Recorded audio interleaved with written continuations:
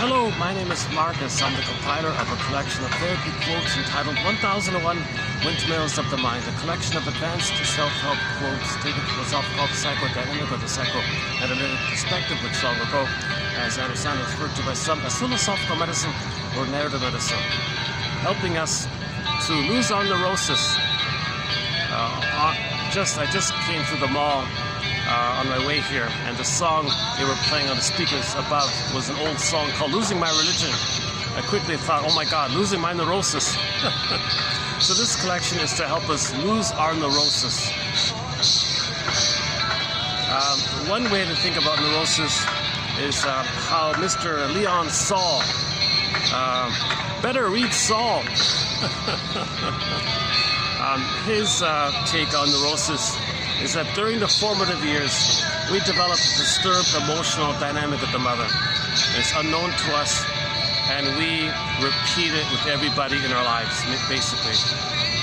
That's neurosis. To still struggle and repeat a problematic, unknown, forgotten dynamic with the mother with everybody in your life, basically. So neurosis or dysfunction means you coped with the mother in a certain way. It was painful and you coped. You survived, yes, at a huge cost. Now, the cost included a lot of pain, and you did things to get yourself away from the pain, and that's all stenciled in. That's all wired in. This whole kind of prototype, map, script, okay, key idea here, or schema, some kind of internal working model. And it's tied to survival for the baby. It's tied to this fearful experience where the mother didn't meet the baby's needs. He thought he was a goner. Called persecutory anxiety, abandonment syndrome, abandonment neurosis, abandonment complex, abandonment depression, some kind of huge, massive anxiety on the part of the baby. And he coped with it by denial. Okay, but the pin goes in the collar, he goes flat. So the aliveness flies away, the soul flies away. He might identify with the mother to have some crumb of identity because he's going to shame himself because he's got to think he's got some kind of identity. If the only identity he can have is to shame himself. It's the Faustian deal, the Faustian bargain, the Faust complex. So that's part of the coping strategy. He may become the mother, shame himself because he's going to do it. He's got to feel important. He makes everything happen. Attachment theory. He's got to have a mother. The only way to feel safe is to have a mother. The only way to have a mother is to hurt himself. So the pain of it, he'll numb it and distract himself by confession to a lesser crime, okay, pseudo-aggression or a rescue station. So he'll do something else, mainly something manically active, thinking that he's active, not going to be passive. But the rigmarole, he's going to be defeated again because the template, the script is mother hurt him, so he's going to live life in a dysfunctional way to recreate the hurt. He may temporarily successfully distract himself, but that's just delaying the issue. He's not happy that way. He's still in denial of what happened. So Mr. Saul here, better read Saul. I'm not too familiar with this author here. He did write a fair bit in the 50s and 60s, I think. So I want to focus on his work today. It's sort of, I'm doing a preview. So what I'll be doing in this video is a preview of 3057 and part of 3058 on the work of Leon Saul. So I just skimmed parts of it. It seems, well, when I read it, you'll know what I'm talking about. He focuses a lot on this issue of transference, which is a major theme throughout our collection here. We have a lot of great quotes on transference, repetition, compulsion. And that's sort of the fundamental, basic 101 idea that the shrinks have, that the client is going to bring this pattern. This pattern is problematic. It's dysfunctional. It keeps them tied to the past. It keeps them tied to mother's apron strings. He wants to emancipate himself from mental slavery. Played Bob Marley. I'd love to, but it's copyrighted. Actually, the mall has a cover of Bob Marley's Redemption song. This song in the background, I think we'll get through. It's a bootleg live of Rick Sanders singing one of his songs called Dreaming. And when we do our topic on this pathological nostalgia, I include this as one of the songs on the topic, along with and we talk about the Happy Days episode, season 11, episode 14, The Spirit is Willing, and a few other material. Let's put a pause on it. Hold a second. I don't know if you can see it, but there's the. It was alive. It's in a Sault Ste. Marie, Ontario. He played in some dingy little bar, I think. Underappreciated guy there. He put out 4 albums in the 80s, and he did 1 solo album in the 90s, I think. So he's sort of one of our musical voices, Rick Santers. That's just one of his songs. We also play the rapper, Time After Time, Mistreated Heart, Winter Freeze, and a few others. Yeah. Oh my God, and The Dream, and a couple of others from the solo album. So we got a good, maybe a solid half a dozen songs by him on our soundtrack. Yeah, so one of our topics is pathological nostalgia. Another one is called transference, which, as just mentioned, we'll cover today mainly. So now today's quotes actually are, it's 3044. Now I've done, this is basic stuff. This one here comes from an elementary 101 kind of book, and I've read through it already in preview mode or previous videos, so I won't spend too much time on it. It's pretty self-explanatory. So I'll just, maybe at the end I'll skim it a bit. But I really want to I want to do Mr. Saul's work here. I feel like he's a little more enthusiastic. He's sort of a little bit in the tough love sort of mode. If there's such a thing as tough love and psychoanalysis, he might be a little bit in that area. Actually, Edmund Berger is sort of in that area as well. So, should we get started here?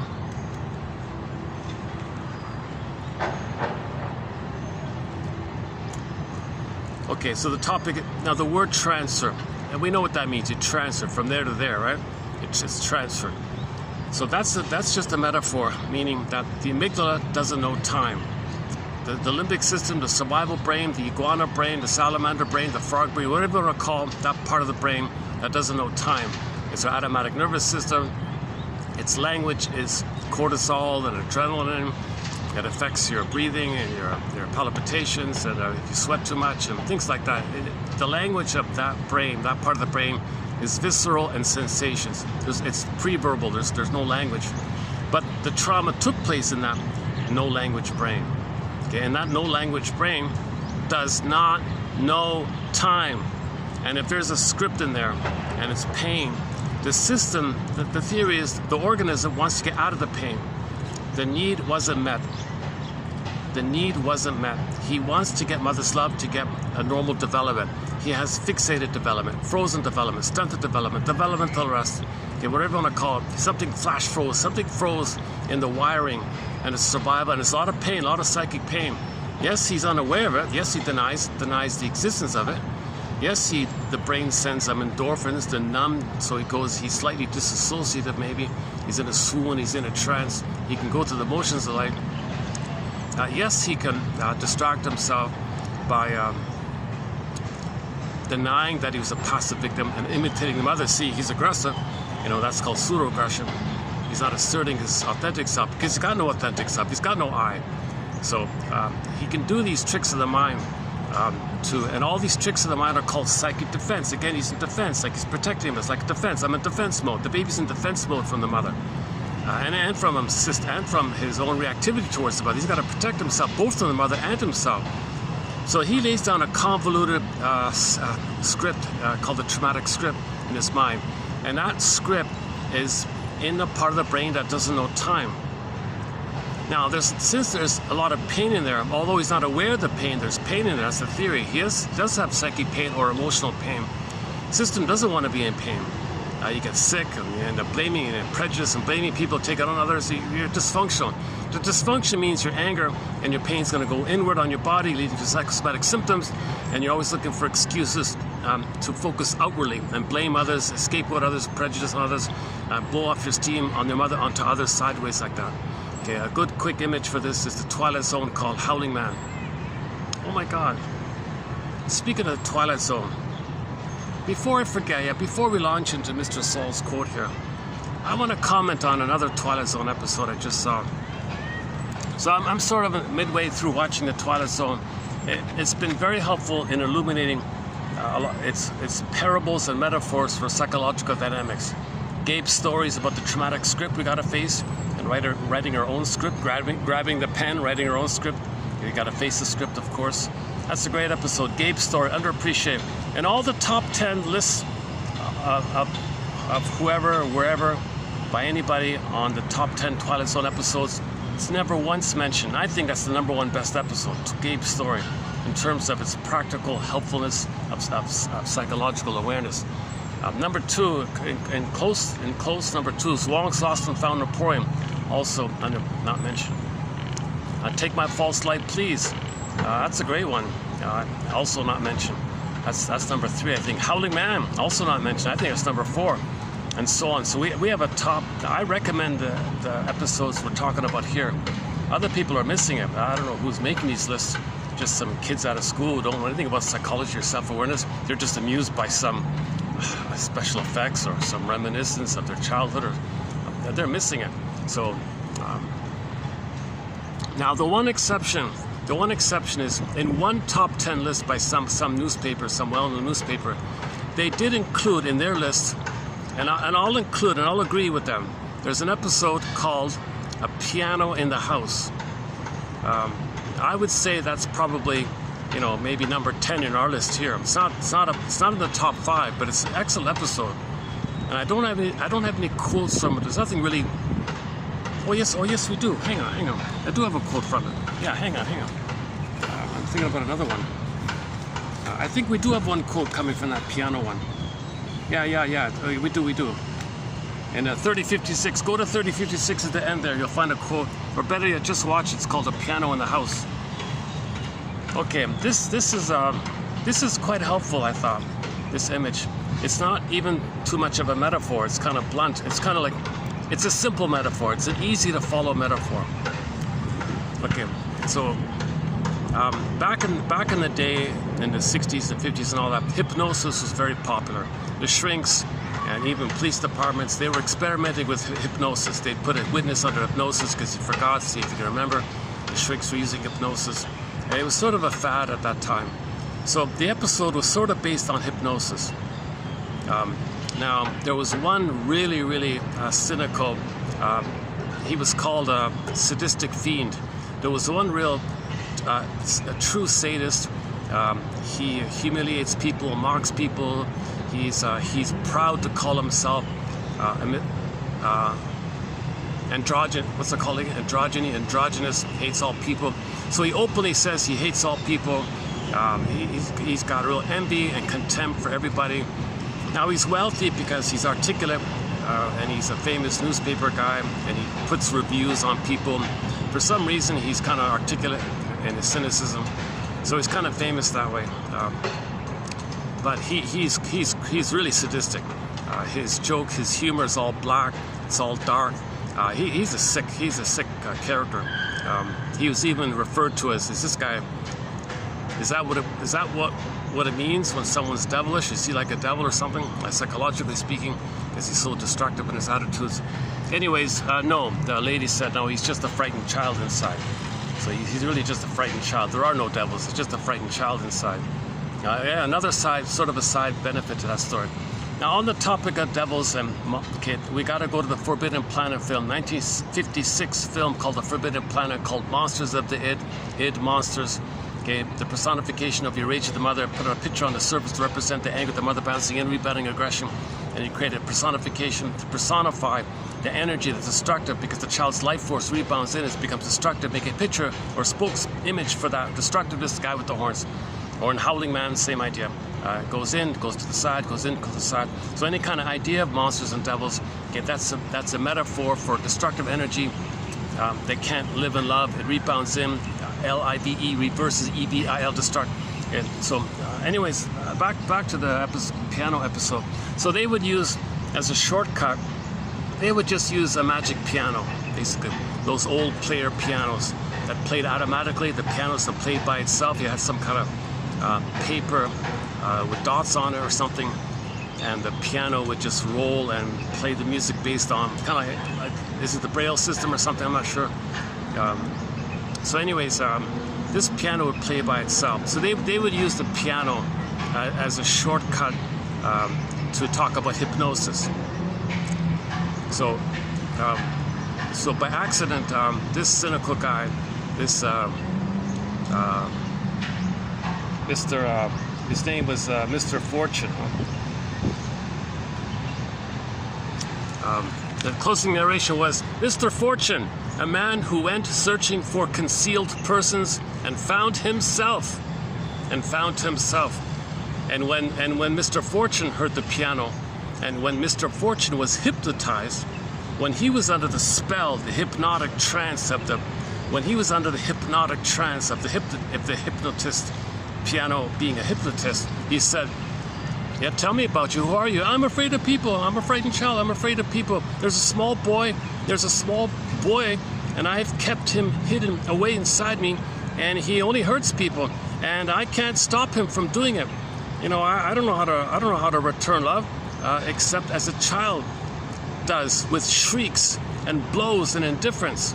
And he does shrieking all the time. This guy, this Mr. Fortune, he was a shrieker. The guy was shrieking the whole time. Okay, this bitter, nasty comments, cynical comments. He was shrieking. He was screaming. So as a baby, he was screaming, and he was frightened all the time. So the transference is he's afraid of people. That's inside of him. So he's always in counter mode. He's always attacking mode. He's always in permanent attack mode. Even his wife, his friends, everybody. He's just criticizing, putting down everybody. Because underneath, the anger is a counterphobic. It's a reaction formation of the fear. So first there's fear. If the fear's too much, it clicks to the anger. So he's always angry at everybody. And he can't. Forget about love and trust. Forget. So he's only in anger mode. But under that, shall I compare thee to an onion? If you lift the lid of the anger, there's fear underneath. Okay, so the fear is like that. So he doesn't want to be passive. So in his immense pain of the fearness, he flips it and goes on the attack, so to speak. Because he thinks he's always being attacked. His mother's always attacking him, withdrawing, punishing him, abusing him, laughing at him, mocking him, hating him, not wanting him. So he's always afraid like that. So he coped with the flip mode called the anger running the show as a camouflage, a concealment, a cloak. Anger is a shield for your pain and fear. Play the song by Self-Saboteur by the band Delirium. Anger is a cloak and a shield for your pain and hurt, or something like that. Oh, let me take a perspiration moment here. The sun, I've got no sun here. Yeah, it's still pretty hot out here. Oh, geez, yeah. Let me give me a moment here. Let's dig up another song here. I was hoping the clouds would stay out. Oh, let's play that Delirium song just mentioned. Okay, here's a song by the band Delirium. If I can find it, called Self-Saboteur. I guess it's about 3 to 4 minutes long. And here it is.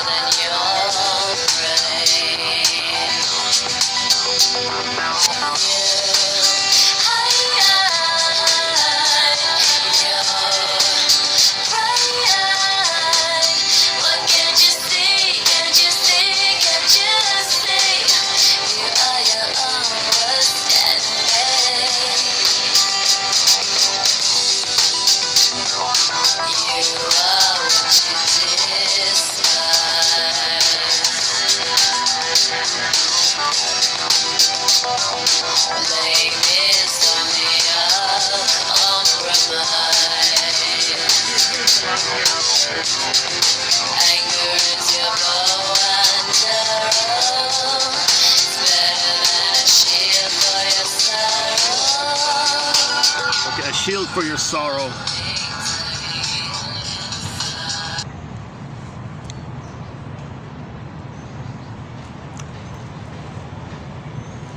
Okay, so this piano, so Mr. Fortune there, the name in the show there, he was wealthy. He was a very wealthy man, but he couldn't love. He was cynical. He hated people. See, he was miserable and pitiful inside. So it was an ironic name to give him, Mr. Fortune, Mr. Fitzgerald Fortune. Okay, so this Mr. Fortune guy, okay, some bitter, nasty, articulate, yes, witty, yes, articulate, yes, and all that. That's his sort of the gift. He's got the gift of gab and all that, but it's all negative. It's all toxic. It's all acidic. There's nothing kind or like that. Anyway, so that's part of the reason this episode's a little bit of a downer. Just watching this guy, oh, what a boring character. Once you see his number, you're kind of tired. You're nauseated with his endless anger. Like Janov calls it the pain pump. He's got his anger. The pain inside of him is cranking out these shards, these verbal shards and barbs, these negative, stinging like comments like that. So, anyways, this guy by chance discovered in an antique shop this mysterious piano. And when it played a song, yeah, it had the effect on the listeners. If the song is related to something about the listener, so they didn't want to do it to everybody at the same time. So if the song has something to do with the listener, what happened was, when he heard the song on the magic piano, you'd hear it in the film, this little tinkling, this like Tinkerbell little tinkling sound. Okay, he's hypnotized. So they let the viewer know, ring, he's hypnotized. Now he's hypnotized, he's in a trance. He's like, he's saying what theoretically people say when they're under a trance. Now in regular hypnosis, when they come out of it, they forget. But in this one, they remember. That's the difference. That's like psychoanalysis, you're conscious of what you say. So this magic piano is a blend of hypnosis and psychoanalysis. In psychoanalysis, you got to be conscious and know what you said. Hypnosis, you're under, you say it.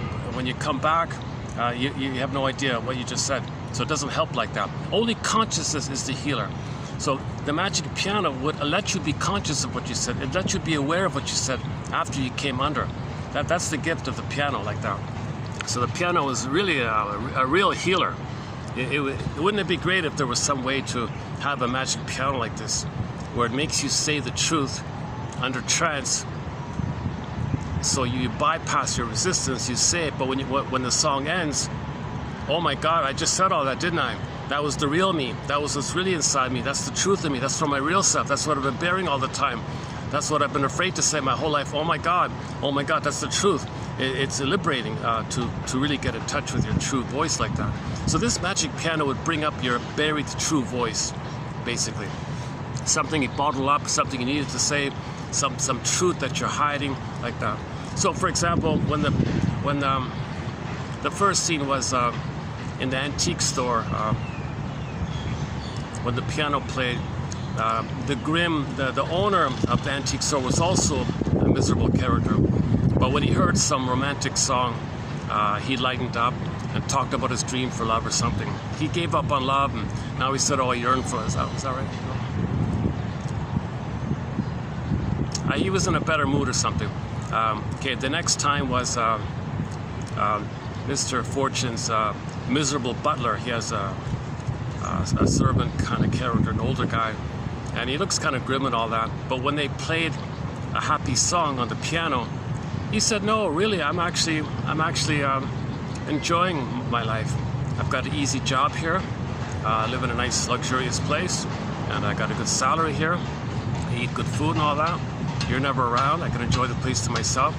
He said, what about my personality? Ha, what a joke you are. I've got to not show you that I'm laughing at you. You're such a pitiful little cynic. I'm secretly laughing inside the whole time at you. Wow, okay, fine. So the truth came out that the butler, who looked grim, was actually hiding his happiness feelings underneath. The next one was a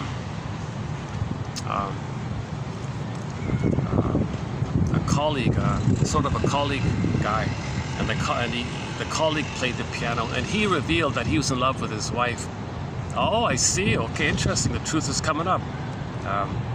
Then he played it to the wife, and the wife said, "You're a sadistic fiend. I hate you. You're miserable. You shame me in front of people. You mock me in front of people. You only married me so you could humiliate and shame me and bully me. That's the only reason you married me.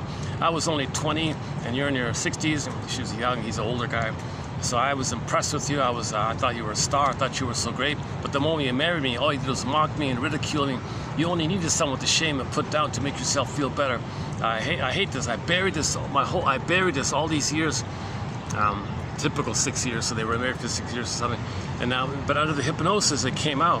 Yes, I had an affair with your colleague. Yes, he's a nice guy. He likes me, and he's hiding it. I'm hiding it. And the evil guy, or the Mr. Fortune, whatever. Music, who cares? Oh, this is fun. So his attitude was, this is fun. He wanted to turn this piano into a parlor game. He wanted to have fun, bringing up people's denied truth like that. So there was a little function for the wife and her birthday and all this. So a few people came over, and he said, "Okay, tonight's different. We're gonna play hypnosis or something, and you're gonna say what really you've been burying. Who would like to start?" Nobody wanted to play. All right, you miss the one woman was kind of obese, right? All right, let's play the piano for you. Let's pick a song that might trigger you or hypnotize you. So he played a song about lost dreams or something like that. What was the song called again? Oh, the song was Moonlight by Claude Debussy or something. So under the spell, so when the obese lady was under the spell, she puts you to tears because she says that really, as a little girl, she wanted to be a ballerina. So the cynical guy said, "Oh, why don't you show us your ballerina tricks?" And she would do her ballerina moves. Everybody's laughing at her, this big, heavy-set, obese woman doing pirouettes like she's a little girl or something. And then she talks about how she wishes she were a snowflake, this light, fluffy snowflake, and some handsome man will hug her and she'll melt into his arms.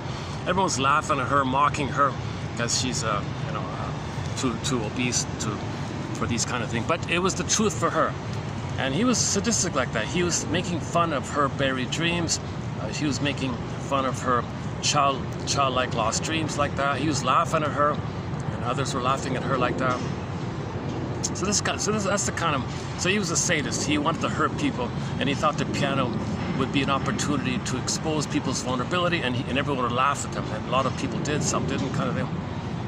So finally, this went on for a while throughout the episode, and finally, the wife did a switcheroo on him and wanted him to be hypnotized. So when he wasn't looking, the wife found a lullaby, Brahms lullaby or something. So she did a switcheroo and played the lullaby. Now when the lullaby played, the little hypnosis sign came on, and he was under the spell. And he said the truth. I'm afraid of you, all of you. I'm terrified of you. I'm a little boy inside. I'm frightened. He's running, hiding, cowering. I'm a really frightened little boy, and I hate you all. And the quote is, here. So I'm afraid of people. There's a small frightened boy, and I've kept him hidden away inside me. And he only can hurt people. He's always angry. He's got attack. He's envy, and he hurts I can't stop this boy inside of me doing this. And then he explained, fat lady, you love life, so I'm envious of you, so I want to put you down. Oh, colleague there, you've got real talent. I covet that. I have no talent. I'm a fraud. I'm a critic. I don't have talent like you. You've got real talent.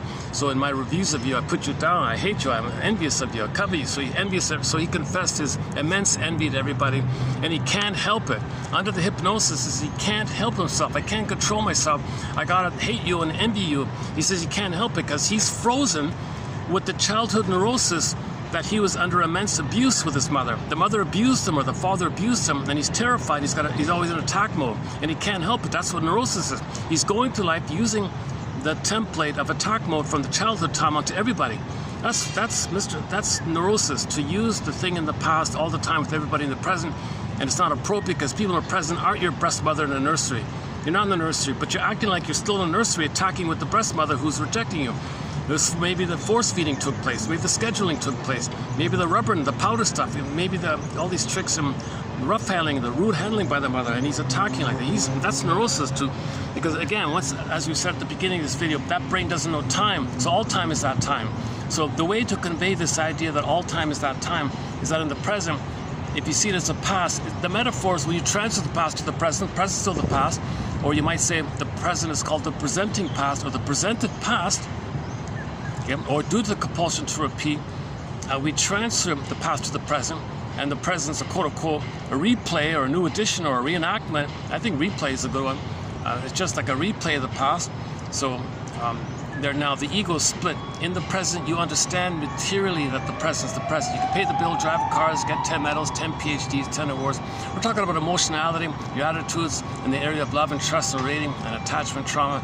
It's all about attachment trauma. The deep issue, do you feel worthy and do you feel lovable? That's the deep issue we're talking about. So the split takes place. Emotionally, the person doesn't feel worthy and lovable, although he can get 10 PhDs and 10 medals and invent machines, whatever. He could be an engineer and all that. It doesn't matter. But his motivation underneath, it's the emotional issue. It's this emotional trauma we're talking about. It's the emotional trauma that's being transferred all the time. So that's what we're talking about, and the pain is there. We'll get out of the pain like that. So this Mr. Fortune guy was immensely neurotic or psychotic, even depending on your frame of reference. Just simply, let's just say he's highly neurotic. He's highly neurotic because he was angry at the mother out of the fear. So from the fear, the anger. First, the baby's afraid, right? He wants to run. Where does the baby go? Baby can't run. Baby can't crawl away. Baby has no motor skills. How is he going to flee? He might flee in the mind or something, but he can't flee. So the brain floods him, will fight with the mother. Well, how does a little baby fight with the giantess in the nursery? He's so helpless and so small, but he's just in attack mode all the time, because if he doesn't attack, he thinks he's gonna be a goner. He can't go anywhere, he can't space out anymore, he's just in attack mode. So he can't help himself. He thinks he's always got to fight with the mother, so he's always in permanent attack mode. He's aggressive, he's acting out his aggression towards the mother, to everybody all the time. It's a loop, and he's got a spinning loop like this, and this loop is spinning inside of him throughout his linear life like that, and throughout his whole linear life, it's the same record, 45 record. Every neurotic is a music enthusiast, but he only has 145. He carries it with him everywhere he goes. In every new situation, okay, with never-ending fiery ardor, he plays his only one tune. That one tune, fight with the mother, fight with the mother. And so that this is expressed by cynicism, saying he hates people, saying what's the point? Who cares? He's got to devalue and hate.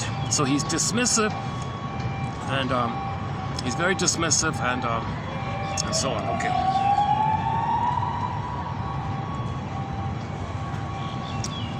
Oh yeah, okay, so the wife does a switcheroo and plays the Brahms lullaby. Now he's under the hypnosis of the childhood issue. So now his childhood is coming up. Now the thing that he doesn't want to know, he doesn't want to show anybody he's afraid. So all this anger, like the song says, the bow and arrow is a shield for your sorrow, she said, or a shield for your fear. You could also bore her lyric. His anger is a shield for his sorrow. You can also say his anger, his bow and arrow, is a shield for his fear.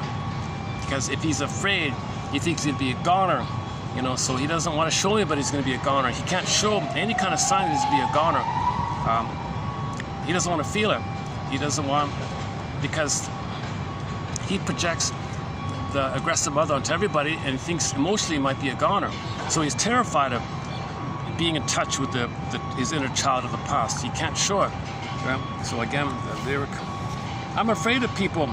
So imagine Brahms' lullaby playing in the background. He's hypnotized and he's in a trance, speaking like in a trance mode. But he remembers when he comes out of it. That's the beauty of the episode. That's the unique thing about that episode. When he comes out of the trance, he's aware of what he said under the trance, whereas in normal hypnosis, you're not aware. But you only heal if you are aware. So actually, technically speaking, we could say the magic piano is a shortcut. It's a condensation of the free association method over a couple of years, condensed in like a minute. If you could condense free association and dream interpretation, analytic process that takes several years into like a 1 minute song on a piano, that's what so it's very time efficient. Oh my goodness, let me take another perspiration management moment here. Hold on a second, let's finish the song here.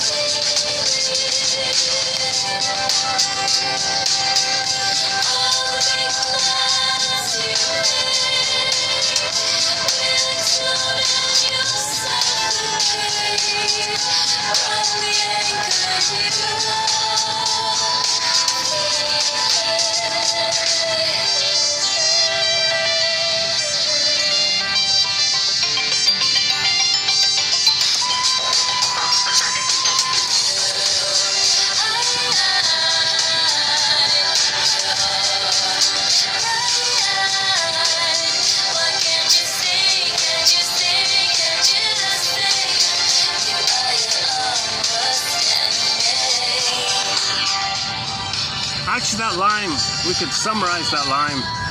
Leon Saul, better read Saul. Better read Saul. Saul says that. Can't you see? Can't you see?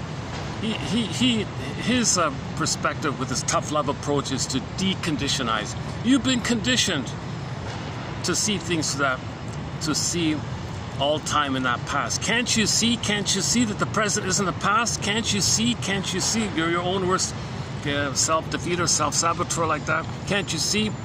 So Mr. Saul says all he does is he sits in the room with the person. They're gonna show and recreate and reenact that 45 in the present. Can't you see? Can't you see? This is the present, not the past.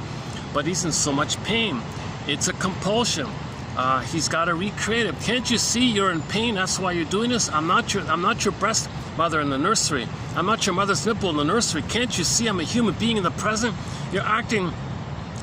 You're reenacting the trauma with your feeding time during the formative years with your mother. In particular, the first earliest weeks and months. You're recreating this here. Can't you see? Can't you see? I'm a human being. I'm not. You're treating me like a part of your mother, like the breast. I'm not your mother's breast. Like you're symbolizing me as a person, as a breast. What the hell, man? Can't you see? Can't you see? So he said, I got to decondition. You've been conditioned. That's the compulsion. You can't help it because the survival brain, it's a survival brain, and that brain is powerful. That survival brain is powerful, right? And there's a deep imprints, engrams, neural circuits, a working model. It's a deep conditioned Pavlovian classical conditioning thing. Classical conditioning. And he's got a decondition. Can't you see? Can't you see? Are we finished with the piano episode? Season 3 of the original Twilight Zone. Man, oh man, there's some great episodes. That's another good one.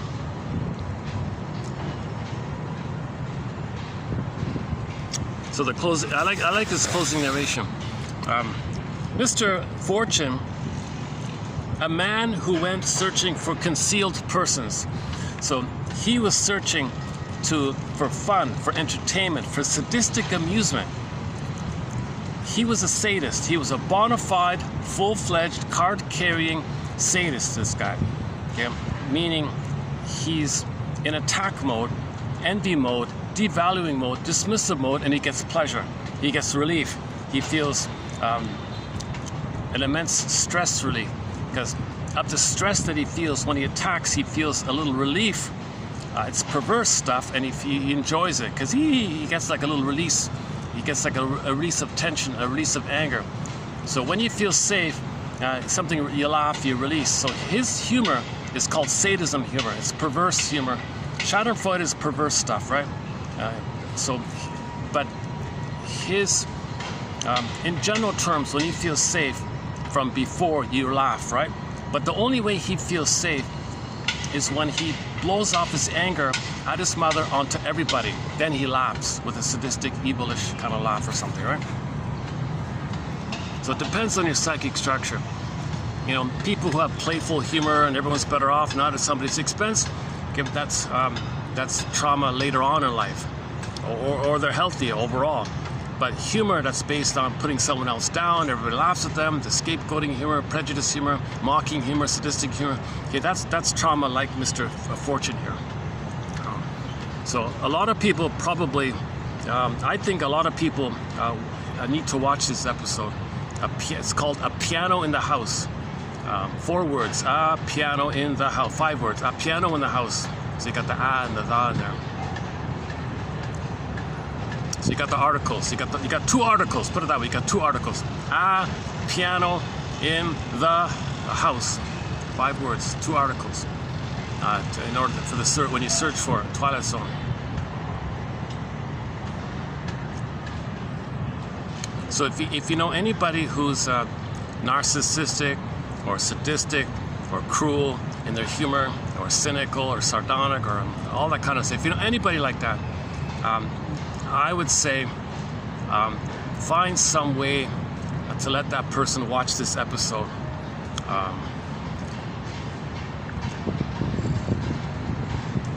You know, and notice how they respond. They might say, "Oh, I love that guy. He's right." So what's the problem? He's right. That then you're misusing it. Okay, it's meant to make you aware that his attacking is because underneath he's immensely afraid. He was immensely abused as a child. He was very cynically abused as a child. He was terrorized as a child. And he can't space out anymore. He can't flee. And he got stuck, frozen. Maybe he was rewarded. Maybe he was encouraged to be cynical, and he got a cookie. Oh, good, you're cynical. Good, here's a cookie. Oh, you're gonna space out? No. You're gonna try to run away? No. Oh, you attack. Oh, I'll love you when you attack. So maybe he was conditioned. So Mr. Saul says you got to decondition people. Therapy is about deconditioning. I've never heard that phrase before. I've never really heard it in that kind of way, that we got to decondition people, that people are conditioned and brainwashed. Children are brainwashed. Neurosis means you were brainwashed, right? So neurosis and dysfunction, the brainwashing means you're going to be tied to the mother. You're going to be tied to mother's apron strings. You can't leave her. You can't separate from her. You're tied to her. So your dysfunctional reflects the tie to her. You're dysfunctional and neurosis is tied. So Mr. Fortune here in the Twilight Zone, he has an immense mother complex. He's an immense mama's boy. He's an extreme mama's boy to the extreme. Okay, he doesn't have a soul, doesn't have himself, never got love from the mother, so he's tied to the mother. So he's got a real high dependency. He's immensely clinging and dependent on the mother. He's not himself, no matter how articulate, no matter how many PhDs in linguistics and language and broadcasting school, no matter how impressive he talks, okay, no matter his immense vocabulary, underneath, he's a mama's boy. He's not himself, he's not a person. So the young lady, see, no woman would marry him, right? So he had to fool some young, naive, 20-year-old girl from the countryside or something. This sweet, naive girl, he would give her a poem or something. She'd be gaga, you know, thinking he's so knowledgeable. So she was duped in, she married the fellow, and then he attacked her and mocked her and criticized her and bullied her, put her down endlessly. And she didn't understand it, she was confused, she buried it, she bottled it. And then under the hypnosis, when they played that song by Debussy, Claude Debussy, called Twilight, in the comments section, everybody asked, what was the song the magic piano played to help the woman? What was that song? So these are all classical music pieces, right? So the Brahms Lullaby, the Debussy one, the one for the butler guy. If you go to Wikipedia, they list all the songs that were played in that episode. So another side benefit to that episode, you'll get familiar with some famous classical tunes, like from 100 years ago kind of thing. Because those player pianos, the paper music was based on ancient songs, like the ancient melodies, classical melodies.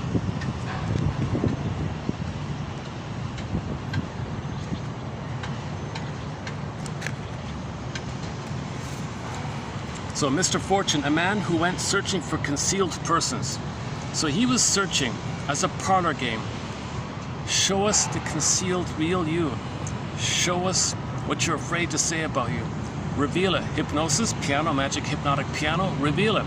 It's a parlor game. Everyone sees it. They laugh at you, mock at you. Ha ha ha. Right? And it was really sad when he did that to the obese woman.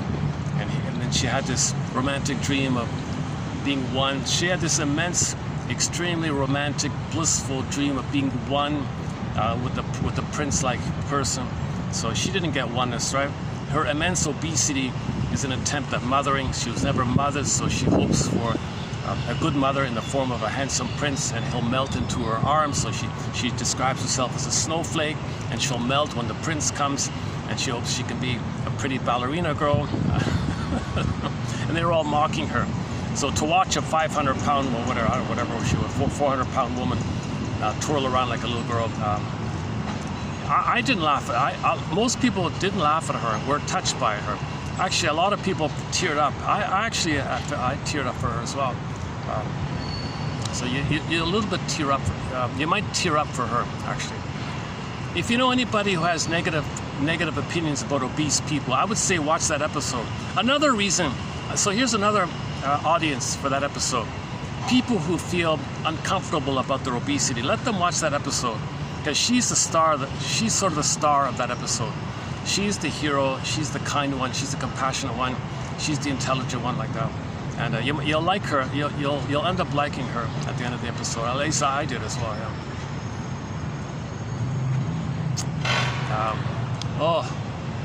We got some clouds here. Okay, let's take another perspiration moment here. Hold on a second. Choose another song. Oh, it's this.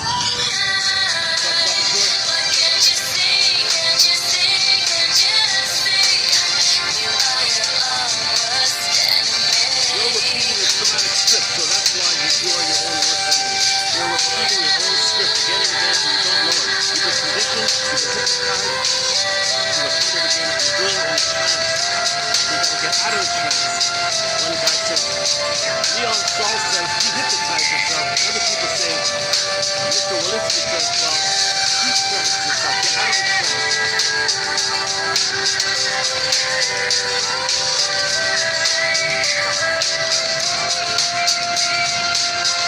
of the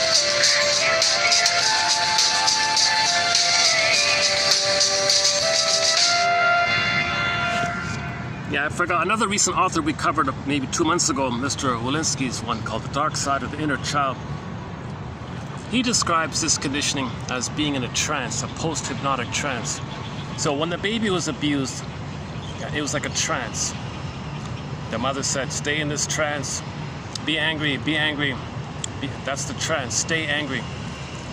And your post-hypnotic suggestion will be, you'll live your life in that trance, be angry, and he spends his whole life in a trance. The book's called Trances People Live. I'm referring to the sequel of that book called The Dark Side of the Inner Child. Not a very useful title for the book, but I think Mr. Saul's approach is simpler. Decondition the person. You've been conditioned. You're in a trance. You're in a conditioned trance. Let's dehypnotize you. Let's deconditionize you, dehypnotize you. How? How do you dehypnotize a person? Well, point it out again and again. The shrink says in some articulate way, I don't know, that it's a skill to be able to time it right, to be able to point out. You don't just bluntly say, you see, you're transferring your mother onto me, and you see how you have these great expectations and see how angry you are at me. Well, that means that's how angry you are at the mother. You don't say it too bluntly like that. You gotta be a little poetic, and it's a craft and a skill and a list and an art to be able to say it right.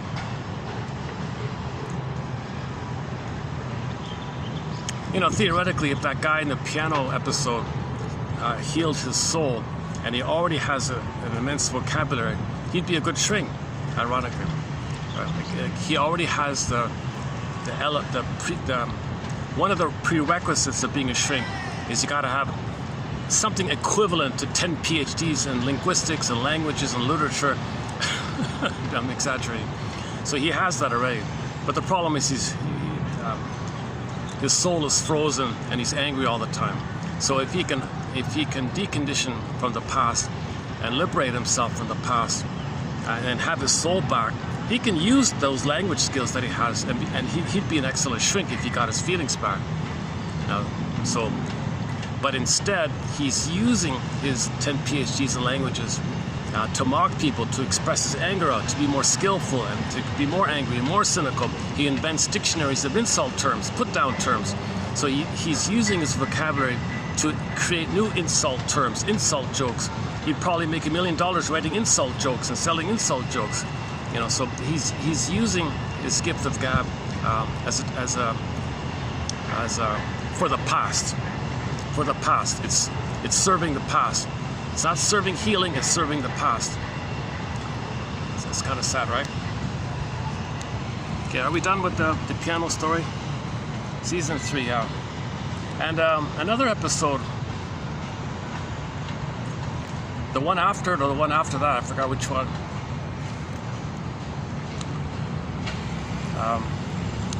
Oh yeah, okay, called The Fugitive. The one after it is called The Fugitive. Now that one we don't have any quotes from. But that episode, if you know anybody who grew up in a dysfunctional home, I mean like a painful dysfunctional home, they might like this episode. It's all about the romance fantasy. Okay, so the quote-unquote romance fantasy means some children, when they are growing up in a painful, dysfunctional home, parents fighting all the time, they have a fantasy, a romantic fantasy, that they were swapped at birth. That those parents are not their parents. That one day his real parents, his true good parents, will come and protect him and save him. Okay, and that's what it was. So the fantasy was this little girl was the mother was very vulgar and violent and abusive and beating the kid nonstop. This woman is hitting the kid all the time. My goodness. She says she only stops beating the kid when she's physically tired, when she can't do it anymore.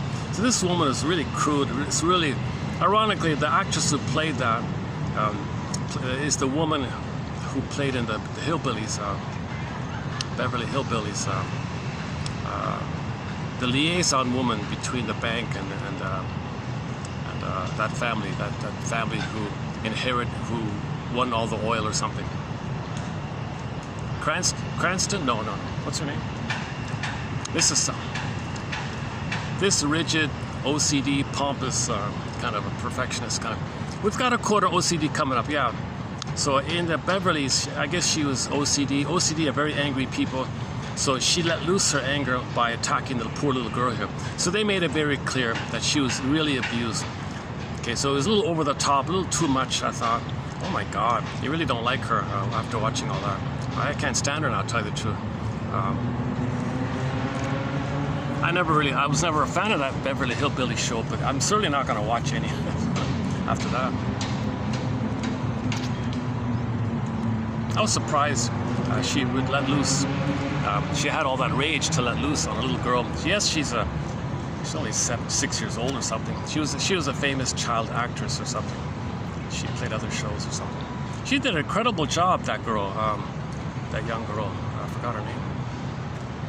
A famous child actress in the 60s or whatever. So anyways, you got this little girl with no parents, this vicious, mean woman who abuses her, beats her all the time, adopted her for the money, the foster thing. So she's having a miserable time. Okay, Okay, so that's sort of on the extreme scale, but to one degree or another, everybody, a lot of people came from unhappy homes. So they just made it clear in that case, so everyone could easily relate to it. So in other words, there's a little bit of that in all of us, kind of, in most people. So the fantasy was some alien from another planet came to Earth, and he was this alien was a very, very handsome prince who owned this planet kingdom far off away. A very elegant, nice, handsome guy, and he wanted a break from his kingly duties or something like that. So that's the royal fantasies. The romance fantasies that the kids think that the parents were from royalty sometimes. So this guy was from royalty. He was the king of a land or something. So this handsome prince from another planet came to Earth, but he disguised himself as a friendly, jovial, elderly man, right? But he had magic powers and all this stuff. So he was an alien, fantasy, metaphysical, science fiction alien. So he's originally this handsome prince from a far-off land. But when he meets the little girl, he disguises himself as an old, friendly, fun, old guy or something. So she befriends this old guy who's in the building, like that. And she and this old guy will go to the park and hang out together. It was a nice, touching kind of a connection she made. That's the only connection she made. That was the connection she made. Okay, long story short, his colleagues from the planet come say, "You gotta come back, we miss you." So the little girl says, "Please don't leave me." So it was all revealed that he was a very handsome prince. So he took her back to his planet, and when she grew up, that daughter, that orphan girl, that abused orphan girl, became the queen of that far-off planet, romance fantasy. So she found her true place, her true home, this beautiful place where she's treated like a princess, where she's treated like royalty, she's treated like a queen. She became a queen. So that's a fantasy. So that episode was about the fantasy that a lot of kids might have. You know, there's different versions of it. Some people say, that guy, that's not my father. I don't know what's going on here. Some kind of switch took place. One day my father will really come. Or the mother, I don't know, maybe that's my father, but that's not my mother. One day my real mother will come, and she's a prince or a princess in some far off place. So one day she'll come. I'm waiting and waiting. Usually it's both. Usually they think, no, my real parents will come for me. Something happened, they had to leave me behind, but one day, my real parents, my true parents, these lovely, nice, decent, kind, warm, strong, loving, intelligent parents, they'll come pick me up and I'll be rescued. So it's a rescue fantasy. So this romance fantasy is also a rescue fantasy. So this episode called The Fugitive, because the alien, he made himself a fugitive. He wanted a break. He was tired of being a king for 1,000 years over there. His term was for 5,000 years. He said after 1,000 years, he got tired, he wanted a break, so he took off. So he was the fugitive from his own kingdom, like that. But the daughter is also a fugitive. She's an emotional fugitive, right? She's running like that. So that's a fun kind of episode for the romance fantasy one, where you know, someone shows up at your door at a limousine. I'm your real father. I'm your real mother. They're all dressed in gold or whatever. We have a castle, and that's our private jet. We'd like you to come with us or something. Now here's a funny one. Twilight Zone has a sense of humor. In the episode following that, they did a flip-flop. They did a 180. It's like, let me take another perspiration moment. When I come back from the perspiration moment, we'll do the 180 episode called To Serve Man. Oh, To Serve Man. Oh, Jesus Christ. Okay, hold on a second. Let's pick another song here.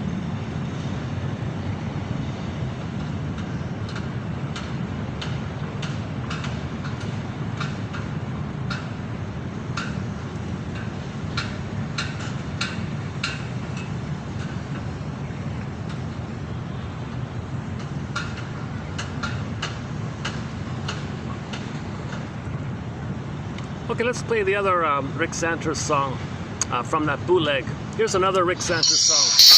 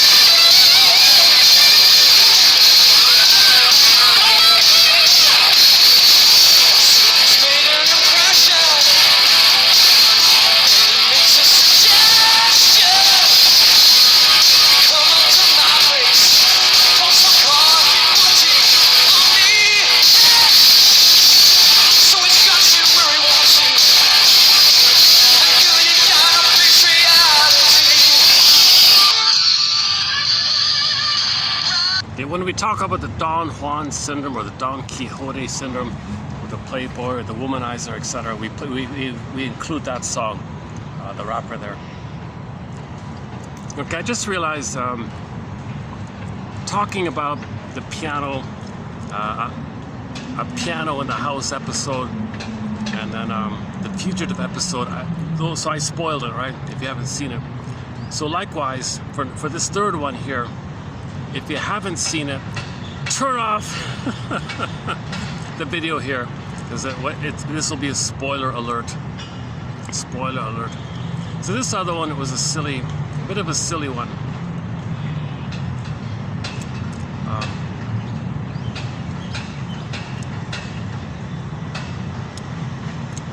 Which might have been a reflection of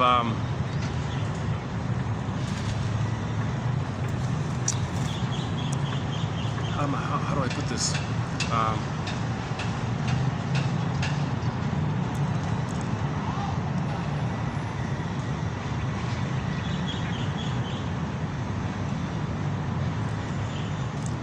Maybe it's an episode. Maybe the moral of the story is we're human beings, we've got to treat ourselves as such. But this episode, To Serve Man, was about another alien kind of people. They came to Earth, and the guy, the spokesperson, had a book called, it said To Serve Man or something. And sure enough, he created world peace. He gave everybody advanced inventions.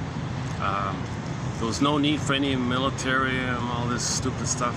Okay, that's all disappeared. No more weapons, no more. It was all gone. He created a utopia in the sense that he was. They called him Santa Claus. He gave everything people needed, everything people wanted.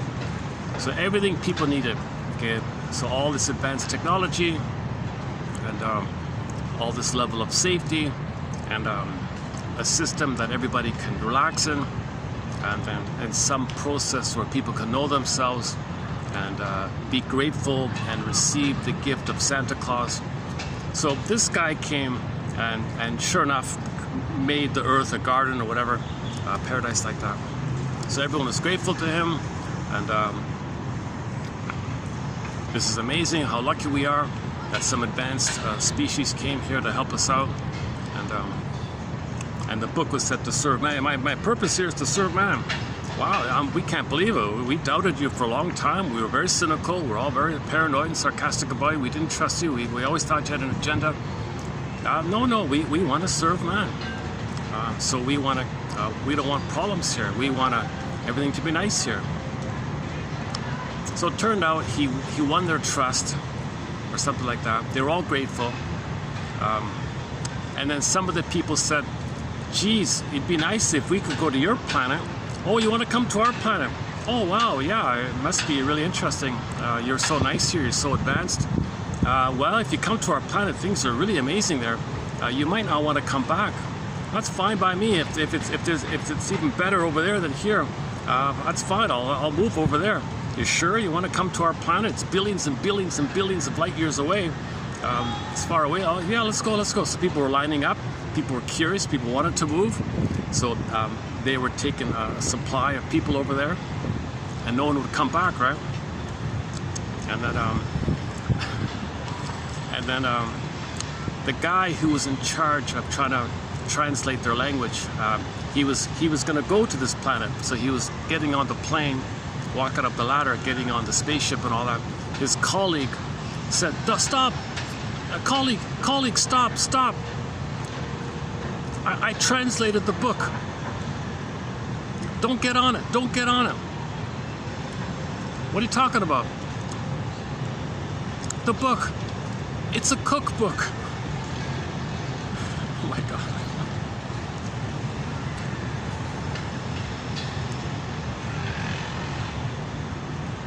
So the closing narration was these advanced aliens wanted humans to be in their soup or something.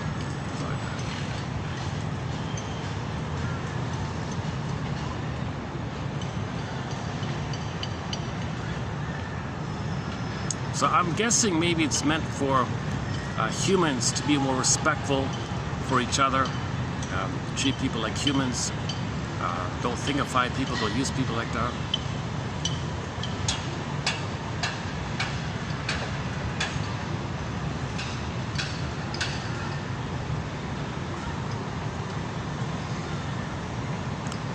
I'm not really sure, I'm not totally sure what the message of that episode was, to tell you the truth.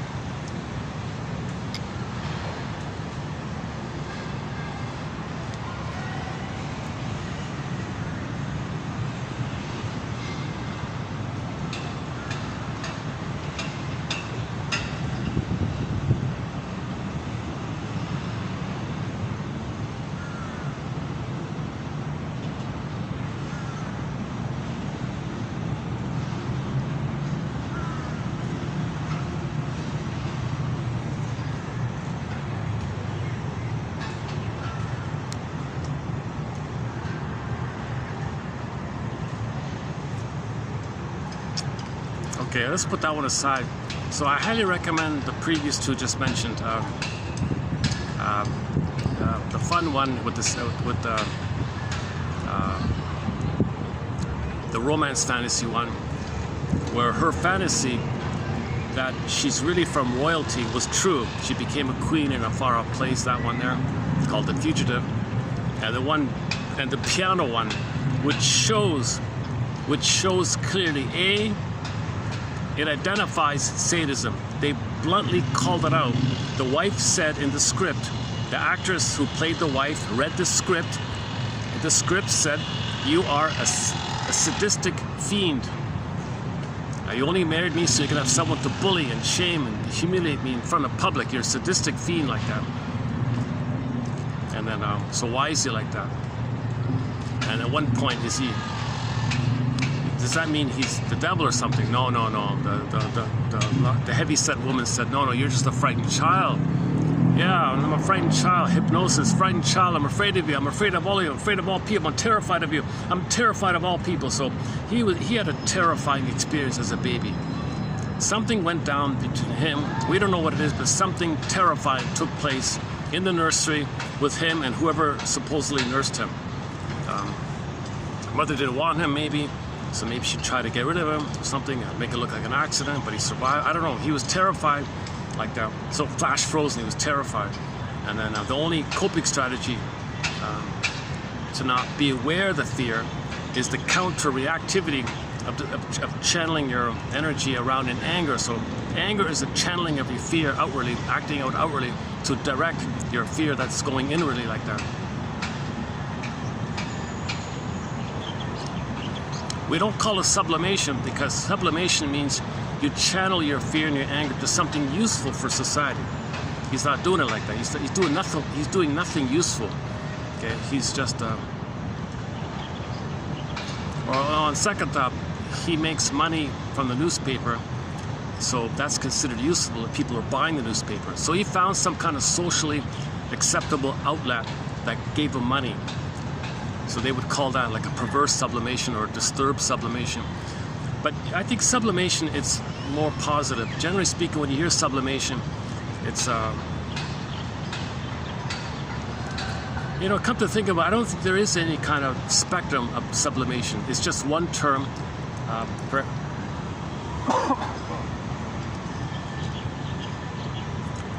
Oh, that's very rare.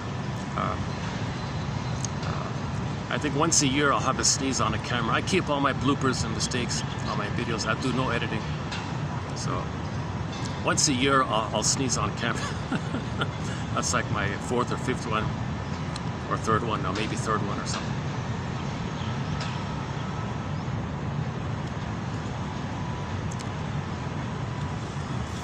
One second. Maybe there's something after the rain. Maybe there's something.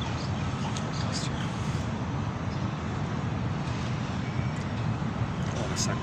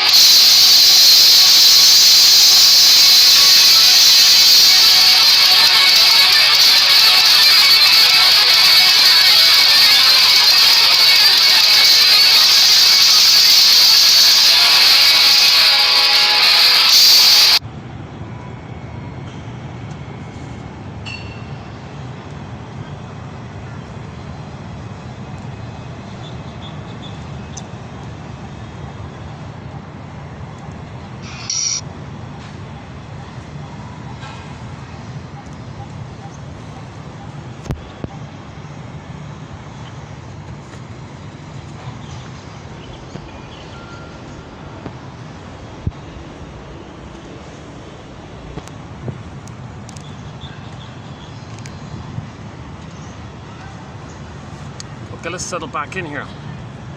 So, are we finished with the Twilight Zone? Yeah, let's forget about that. So let me think. Well, let me give it another watch or something.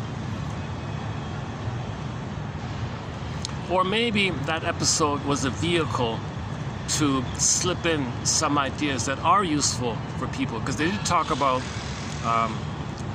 how we can improve the fertilizer or something like that. And then, so he talked about ending the food problem. Well, just add some little thing to the soil, and it'll be suddenly be fertilizer, something like that.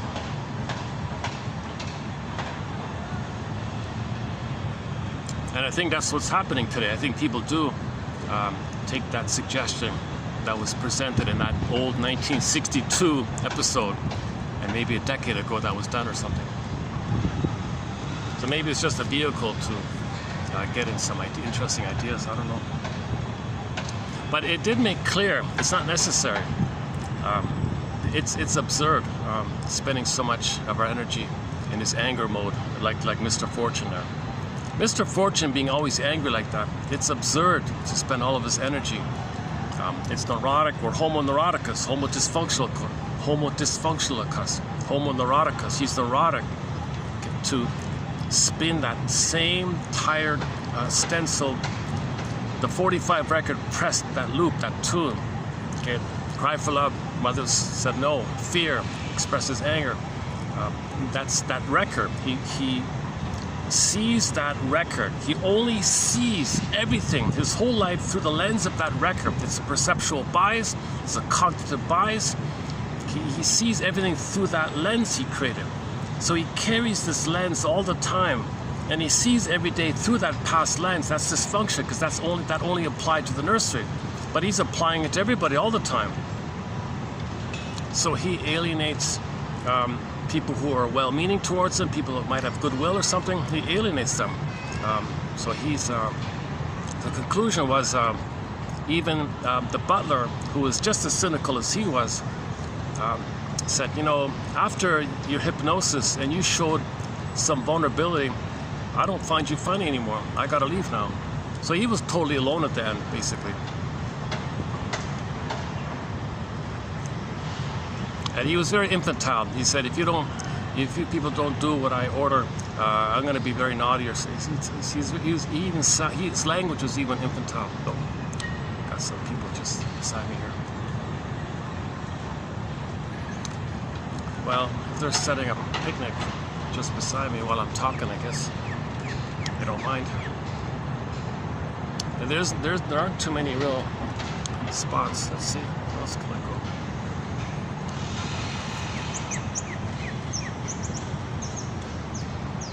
Maybe I can, one second.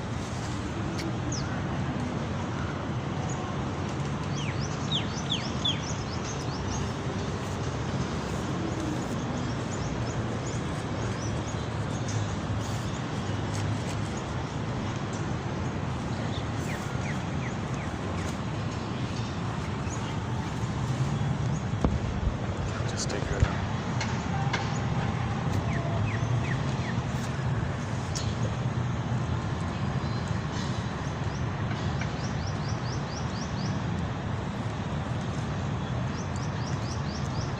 So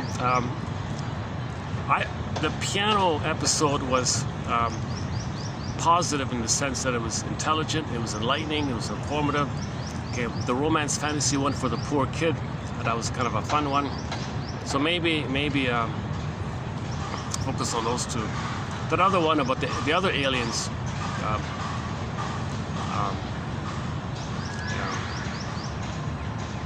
I didn't realize that actually that's a disturbing episode, right? I'm missing something. It's a metaphor for something. It's a metaphor. So in our fantasy, our mothers are like those aliens, and we think that those images, like those aliens, so they were like Cyclops, basically. Those aliens looked like the Cyclops. Actually, yeah, they were 9 foot tall. They couldn't speak. You know, they looked like the Cyclops. And the Cyclops in the Odyssey would gobble people up. So these Cyclops-like people came to the planet and wanted to gobble people up because they wanted to serve man to their people, the gobble up idea. So maybe it's in reference to the fantasy that we as babies were in the oral phase, incorporation phase, taking in phase. We were enraged during the oral phase. How we are, we think the mother is due to the fusion and the oneness and due to the undifferentiation. So if we're hungry, the mother's hungry. If we're enraged, the mother's hungry and enraged. And now you take a picture, a personification of the mother being hungry and raging. It could be the Cyclops. It could be those alien characters in that episode. So maybe it's a tribute to this. Maybe it's just a picture of this idea. Yeah, maybe that's what it is. Maybe that's all that it is. Maybe that whole episode was just to let people know you have in your mind a fantasy of a condensation image of your rage, your oral need, and the mother. And the Cyclops, tall, slim, okay, nipple. The first mother for the baby is the nipple. Okay.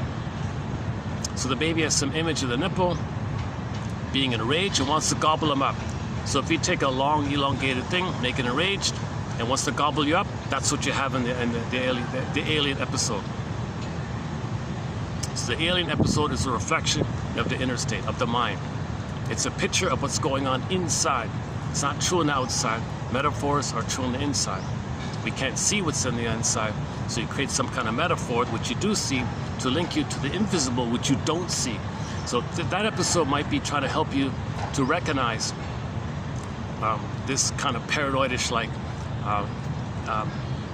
feeling we might end up with if the mother's abusive during the formative years. Like that guy, Mr. Fortune, in the piano episode. He was very paranoid and always attacking, always afraid, always attacking, hated everybody, thought everybody was dangerous, always to fight against people.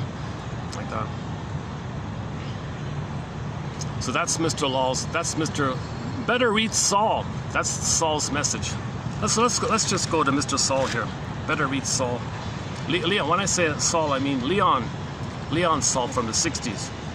Not the TV show about the lawyer guy. Or the other one, the breaking. The drug one. Breaking Bad. Not that Saul, and the sequel, Better Call Saul. Better read Saul. So let's read some Saul here. Let's read some Saul here. Leon Saul. Leon Russell. We don't have any songs by Leon Russell. I don't really know him, Leon Russell. Okay, I'll check it. Oh, it's probably copyrighted. Never mind. No, it's probably all copyrighted. Even I tried to play even that 1965 song called All or Nothing by Patti LaBelle and the Bluebells, copyrighted. It got trimmed out. I played it 5 times, so I had to trim it out 5 times.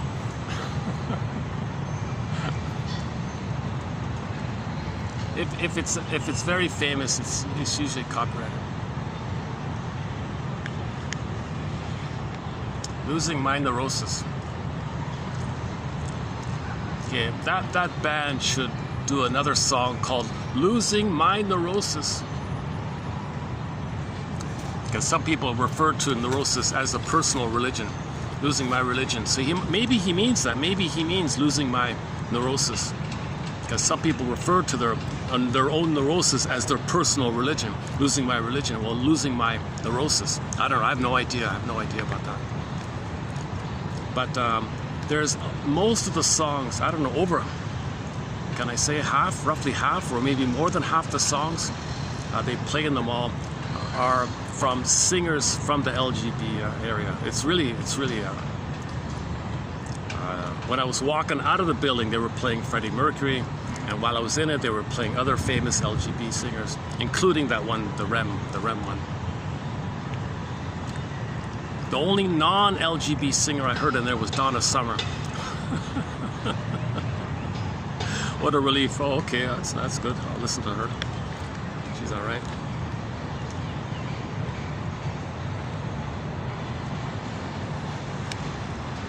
Okay, let's better read Saul. Better read Saul. If humanity's in trouble, better read Saul. Saul says, "Help, help, Mr. Saul. Can you help us? I'll try my best." Well, what do you say, Mr. Saul? I say the following, quote. So this is Mr. Saul speaking. So I'm going to read from 3057 here on transference. So again, transference means the present. Because that part of the brain doesn't know time, it's as if metaphorically speaking, you transfer like Cupid's arrow, like a quick little thing, like Cupid's arrow. You transfer, like project, like throw into the present. It doesn't do that. That brain thinks all time is that time. Like it's timelessness, no time, eternal, forever, infinite. There's no time in that brain. So all time is that time. But since there is time, how do we describe the phenomena that you're relating to the present as if you're in the past? How do we describe that? How do we describe relating to the present like you're still in the past, emotionally speaking, in terms of your need to feel worthy and lovable? Baby felt unworthy and unlovable. That's the issue he's trying to resolve. That's the issue he wants to get out of the pain in that area. He wants to have the experience where he can feel worthy and lovable. Right? So what term do we use? So someone came up with the idea, well, it's kind of like you transferred it, right? Like a transport truck. You transport it, so you transfer it, kind of thing. So it's just an approximate metaphor like that. So transference means the present is the past. And in the past, you had this problem, and you're going to transfer that problem into the present. And in the present, you're going to stage it like a theater thing, a symbolic thing. It's called symbolic acting out, or transference acting out. Each round is a symbolic act out. The symbols are not real, but that part of the brain doesn't understand time. So in the reality, there is time. So what are you doing in the present? What are you doing in the present? How do you see people as your mother? How do you trick yourself to think that somebody is your breast mother? Doesn't make sense. Well, you're not going to know it. So the theory is the cortex will come up with associations.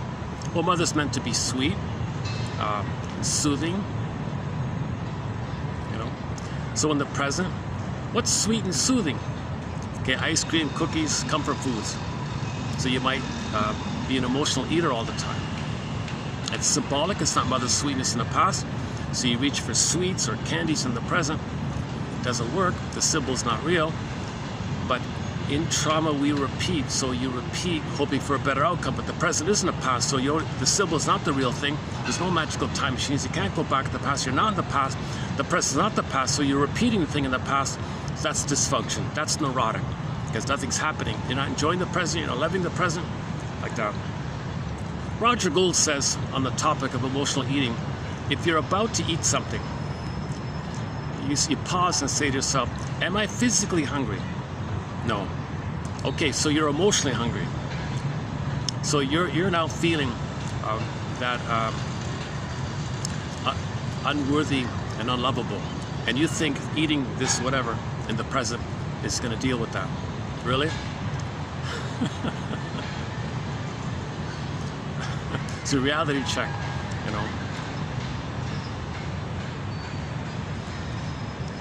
So that's symbolic acting out. It's powerful because that brain thinks only in terms of survival. It has the forceful logic of a lizard. It doesn't. You can't reason with a lizard or something, or an iguana. You can't talk to an iguana. It's not going to work. So just a metaphor. We have a cortex, so we got to build the ego. We got to build the adult mind, the conscious mind. We got to construct and build the reasonable ego, the conscious ego, the adult mind, whatever you want to call it. The mind that can reason, and the Shrieks call it the reflective function. Can it reflect? Can it reflect? Is it psychologically minded? Do you have affective consciousness? Like the meditation thing, can you be aware of what you're feeling? Can you be aware of what you're thinking? Can you reflect on yourself? Can you mentalize on yourself? Can you process what you're going through? Can you observe what you're experiencing? Can you observe what you're experiencing? That's reflective function. Can you observe what you're experiencing? Okay. See, I just calmed down in that moment after I asked myself that question, because I tried to apply it to myself here. I'm a little too excited when I'm talking. Sometimes I'll play the video back. Oh my God, I'm too stressed. No one's gonna watch this. I lose credibility. So my hope is that you focus on the quotes and you keep my disclaimer in mind. I have not been analyzed. I'm not a shrink professor, doula, never been analyzed, never studied psychology. At the same time, have a little on the balance of the scale. These quotes are gonna be clear and it's helpful finding the most clearest, the most helpful quotes I can. And we post 10 in each video with the hope that 1 out of 10 will work out each person. Hold on a second. These people were just passing in front of me, passed by here. Hold on a second. Oh, don't sit in front of me. Oh, they're gonna sit right in front of me. Oh, Jesus.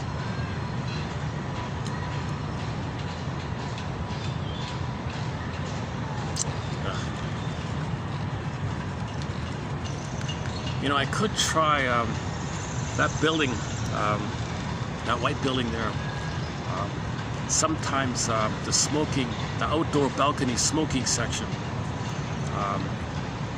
near the top is open. The waitress lets me use it. I could try it. Let's just see how this goes here. It's getting busy now. Let's see, what time is it? Maybe, let's see. 70% of the battery, 410. It's just gonna get busier, right? They do open at 5. Officially, right? Yeah, okay, give me a good 10 minutes to see if by chance that's open, if that's available. Because it's getting a little,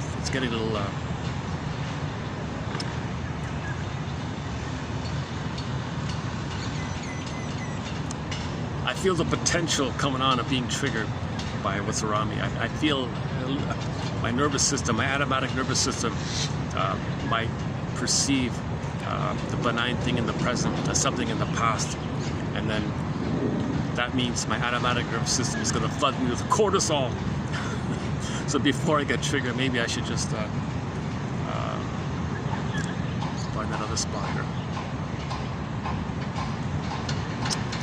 Okay, yeah, give me 10 minutes.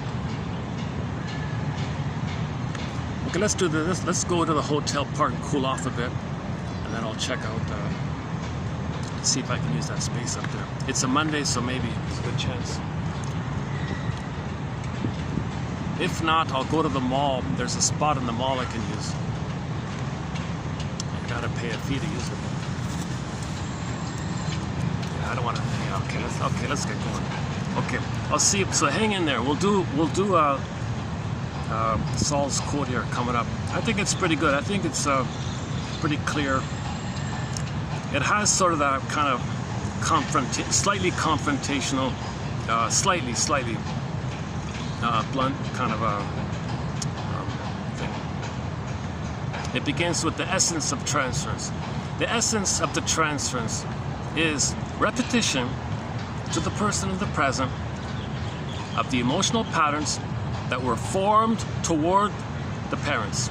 Essentially, the client feels toward the analyst as he used to feel toward his parents and toward other significant figures in the family, usually siblings, right?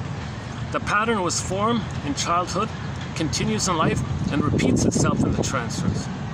Since the person being analyzed, okay, the client, transfers to the analyst emotional patterns that he had toward the members of his family, he repeats to the analyst his original human relationships.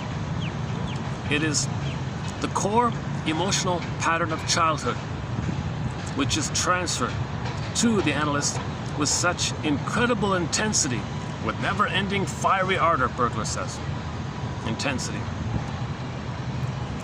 Because all the child's life force is to latch on, attachment theory. Life force is object seeking. All the baby's passion, craving, longing, yearning, affective hunger, affective longing, life force seeking, it's to latch on to the nipple and the breast and suckle and create the connection.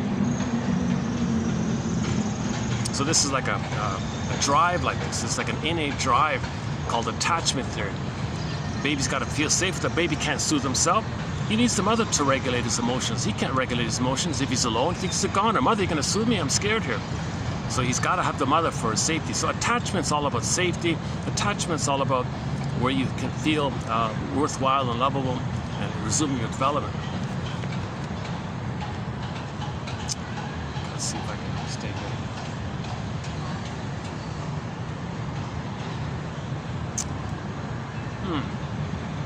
let's just finish this then. Again, the essence of the transference is repetition to the person in the present of the emotional patterns that were formed toward the parents. Essentially, the client feels toward the analyst as he used to feel toward his parents and toward his siblings or other significant figures in the family. Could be the nanny or whatever, or uncle or whatever, auntie or whatever.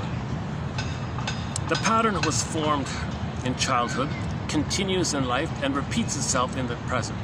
Since the person being analyzed, okay, the client, transfers to the therapist emotional patterns that he had toward members of his family, he repeats to the analyst his original human relationships. It is the core emotional pattern of childhood which is transferred to the analyst with such incredible intensity. The client tends to repeat toward the analyst the major features of the pattern in the family that causes his current life problems. The analyst now has the opportunity to point out to the client the unreality of his present reactions to the analyst and the fact that they are repetitions of the childhood patterns, showing that the transference is truly not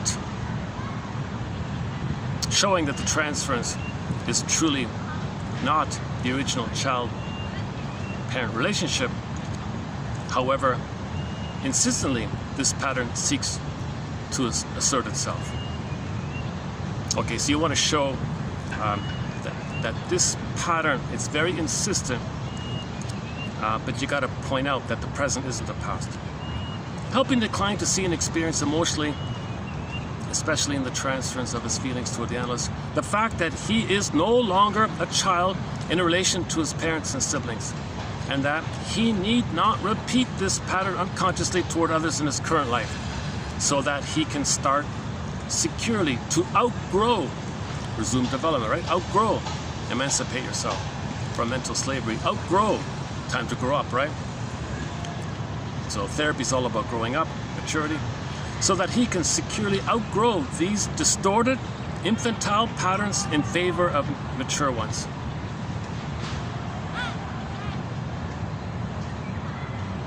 Actually, it might be a positive image for a lot of these. There's a whole flood of middle school, high school kids sort of all around. Maybe it is a positive image to see somebody reading a book, and maybe it gives them positive ideas or something like that. If I were 14 or something, and I'm in the park, and I saw somebody reading a book on a video, that might be something I'd do myself, right? Gives people options, positive options, I think.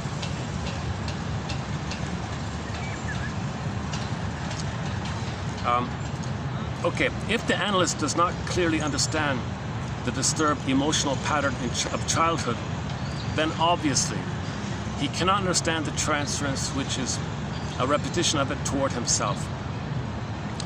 Some clients try to settle for whatever love as they feel they get in the transference because their masochism doesn't permit unreserved satisfactions in real life. So they're stuck in the transference. They're in a masochistic state. That's part of that's part of what needs to be interpreted, this kind of thing. Okay, therapy lies. Psychoanalytic therapy lies in understanding the distorted, persisting, infantile pattern of emotional reaction, which is troubling his client and producing his complaints. What ails thee, my friend? What ails thee? What ails you? Again, psychoanalytic therapy lies in understanding the distorted, persisting, infantile pattern, okay, the traumatic script, the schema, of emotional reaction, which is troubling him and giving him all these problems and complaints. Okay, what's your chief complaint? In the book, Masterson I read that in the transcript. What's your chief complaint? Makes people feel poor now. Chief, yeah. Narcissistic. Gotta start somewhere, right? The client is shown how the childhood patterns. The client is shown how the childhood patterns, once appropriate, now disturb the present human relations, including the transference, and how analyzing them leads to good relationships in life. He was, in reality, depreciated and rejected by his mother. Okay, think about the Twilight Zone episode, A Piano in the House. Hence, he continued this pattern of feeling in life and in the transfers. It was once true toward his mother when he was a little child. Now he continued to view in his other human relationships with the same underlying feelings, failing to discriminate what was once reality from what no longer remains so in his current life. A mechanism by which a love-hungry, part of this might be that the mother is love-hungry. The mother has attachment, longing, attachment, hunger, love, hunger, affect, hunger. A mechanism by which a love-hungry mother so often hangs on to her children. That's going to cause this, right? That can be one of the reasons of how dysfunction is caused. When the mother is so hungry for love, she turns to the child for it. She doesn't give love to the child. She parentifies the child somehow.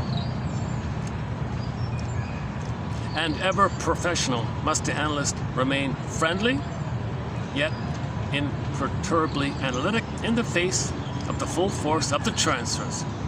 His reward is one of the great thrills of his profession and his life, to see the liberation of the human spirit from inner tyranny. I'm assuming Mr. Saul achieved this inner liberation of the human spirit himself. I don't know. I have no idea if there's any audio. There's probably no audio. It's usually like this. I never even looked. There's probably no video or audio of him. Okay, that's it. Okay, the side, there's a sort of a footnote here.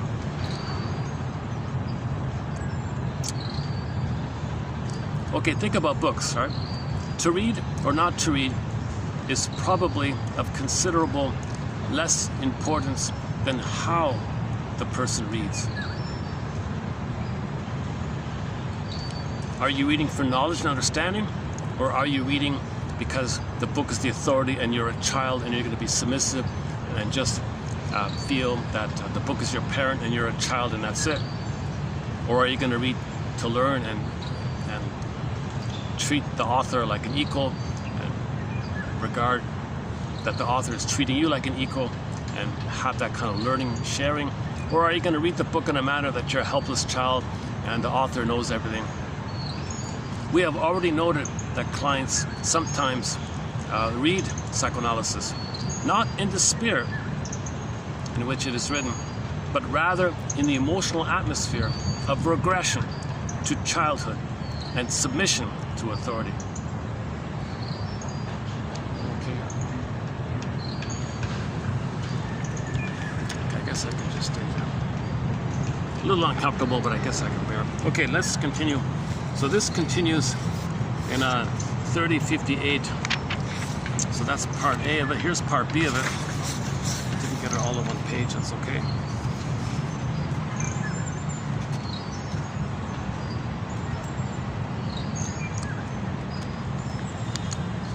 So what's the analyst supposed to do here? The analyst must understand and bring the client to understand as quickly, accurately, and thoroughly as possible the client's present emotional life and problems as related to and as an outgrowth of his past, particularly but not exclusively to the patterns shaped during his most formative years, roughly from birth to about age 6, by the influences on him. Then, in the therapy sessions, the analyst discerns and repeatedly shows the client through the common element of the associations, and especially as seen in the dreams, the central. See, the dreams is really bringing stuff up, right? You're free associating during the day, you sleep, more stuff comes up. It's that more stuff that's really kind of showing you what happened. Especially as seen in the dreams, the central presenting motivational point of each hour, and the disordered childhood emotional pattern that is repeating in life, especially and consistently as this pattern is transferred from the childhood figures to the analyst in the present. The goal of doing so is to recondition. Here we go here. The goal of doing so is to recondition the client in order to correct the disordered parts of the pattern. Mr. Menninger says we want to unpick the threads of a traumatic script, use those threads to weave a new, healthier script. But you gotta be. Consciousness is the lantern to see what's going on. You can't bypass consciousness. You got to be conscious of it. Like in the Twilight Zone piano episode, a piano in the house episode, when they came out of the hypnotic trance, they were conscious and remembered. So they were under the trance, and when the trance ended, when the song, when the piano stopped the thing, the twirling, and the piano keys stopped, he was out of the trance, he remembered it all. See, that's the healing, that you can remember and you can bring into consciousness. So the piano brought the unconscious to conscious. And if you're now conscious of what was previously unconscious, that's the healing dynamic, to make the unconscious conscious. So through free association, dream interpretation is sort of in that area. There's no magic piano here.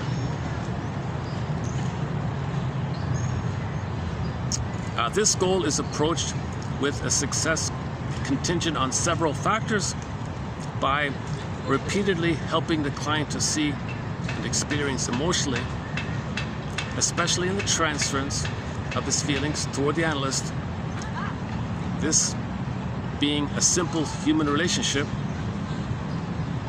the fact that he is no longer a child in disturbed relations to his parents and siblings. So you're no longer, so none of us are no longer in a disturbed emotional relation with our parents in the nursery. None of us are. Well, anybody potentially reading this or hearing this here is currently in a disturbed relation with your parents prior to the age of 6 during the formative years. If you're watching this video, you're past the formative years. You're over age 6, right? This, by the way, is for people at midlife anyways. So people at midlife, anybody over 35, let's say, nobody over 35 is in that painful dynamic with the narcissistic mother and aloof, absent father, and the mother's demanding and clinging and engulfing, and she's disorganized, no proper boundaries, and no consistency, no safety. Mother wants to bully the kids so she feel important. Maybe the mother was like that guy. Maybe the mother was like that Mr. Fortune guy in the Twilight Zone episode, A Piano in the House. Imagine that. Imagine if a mother was like that guy. A sadistic fiend, like a wicked queen. So that guy was like the evil queen. So if the narcissistic mother had a kid, he became like her. That's the guy, Mr. Fortune, in that episode, basically. So that's why the clarification was nobody's evil here. You're just a frightened child. You're just a frightened child. And you're constantly frozen, where you're reacting to the immense fear that you're in, the fear to the anger, like that. You're always in this loop. You're always in the anger because you always feel fear, always anger, fear, anger. So he spends his whole life dumping his anger out all the time, acting out his anger all the time. That's dysfunctional. Why is he afraid? You're not in the nursery time. You're not in that disturbed relationship with your mother in the first months of life. Once the client can grasp this, Once the client can embrace this truth, go to the Twilight Zone episode. Another very good Twilight Zone episode is entitled One Life Furnished in Early Emotional Poverty. Go to the closing narration of that. That's the key one there. The episode's kind of mediocre, but the closing narration is one of the best closing narrations of the Twilight Zone. If you can, how to go again? If you can accept this great truth, you'll be free of the useless burden, dead cargo from the Twilight Zone, dead cargo in your mind. You'll be free from dead cargo. Isn't it bittersweet that you're still? Isn't it bittersweet that Mr. Fortune is so tied to the mother, so loyal to the mother, imitating the mother? Isn't it bittersweet that he's so tied to the mother? That here you have a grown man in his 60s or whatever, clinging to his mother's apron strings. Mother, mother, mother, I'm shrill, I'm shrieking, I'm shrilling, and I'm so angry and but I'm holding on to the apron strings. I'm holding on to the apron strings, and I'm screaming and I'm shrilling, and I'm angry and and he's holding on to mother's apron strings, and he's screaming and shrilling and shrieking, he said, and lashing out and shrieking and numbing and angry, but he's holding on because he's holding on to the apron strings. Isn't it bittersweet that he's doing that? That's what the Twilight Zone said. Isn't it bittersweet that the person is doing that? And that guy in the episode, One Life Furnished in Early Emotional Poverty, was a bit like Mr. Fortune. There's a lot in common like that. Isn't it bittersweet? Emancipate yourself from mental slavery.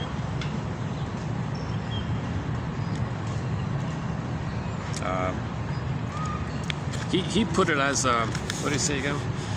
He put it as liberate the human spirit from inner tyranny. Similar idea. Maybe Bob Marley read Mr. Saul. And maybe Bob Marley was reading Mr. Saul. Got the idea from there. Who knows?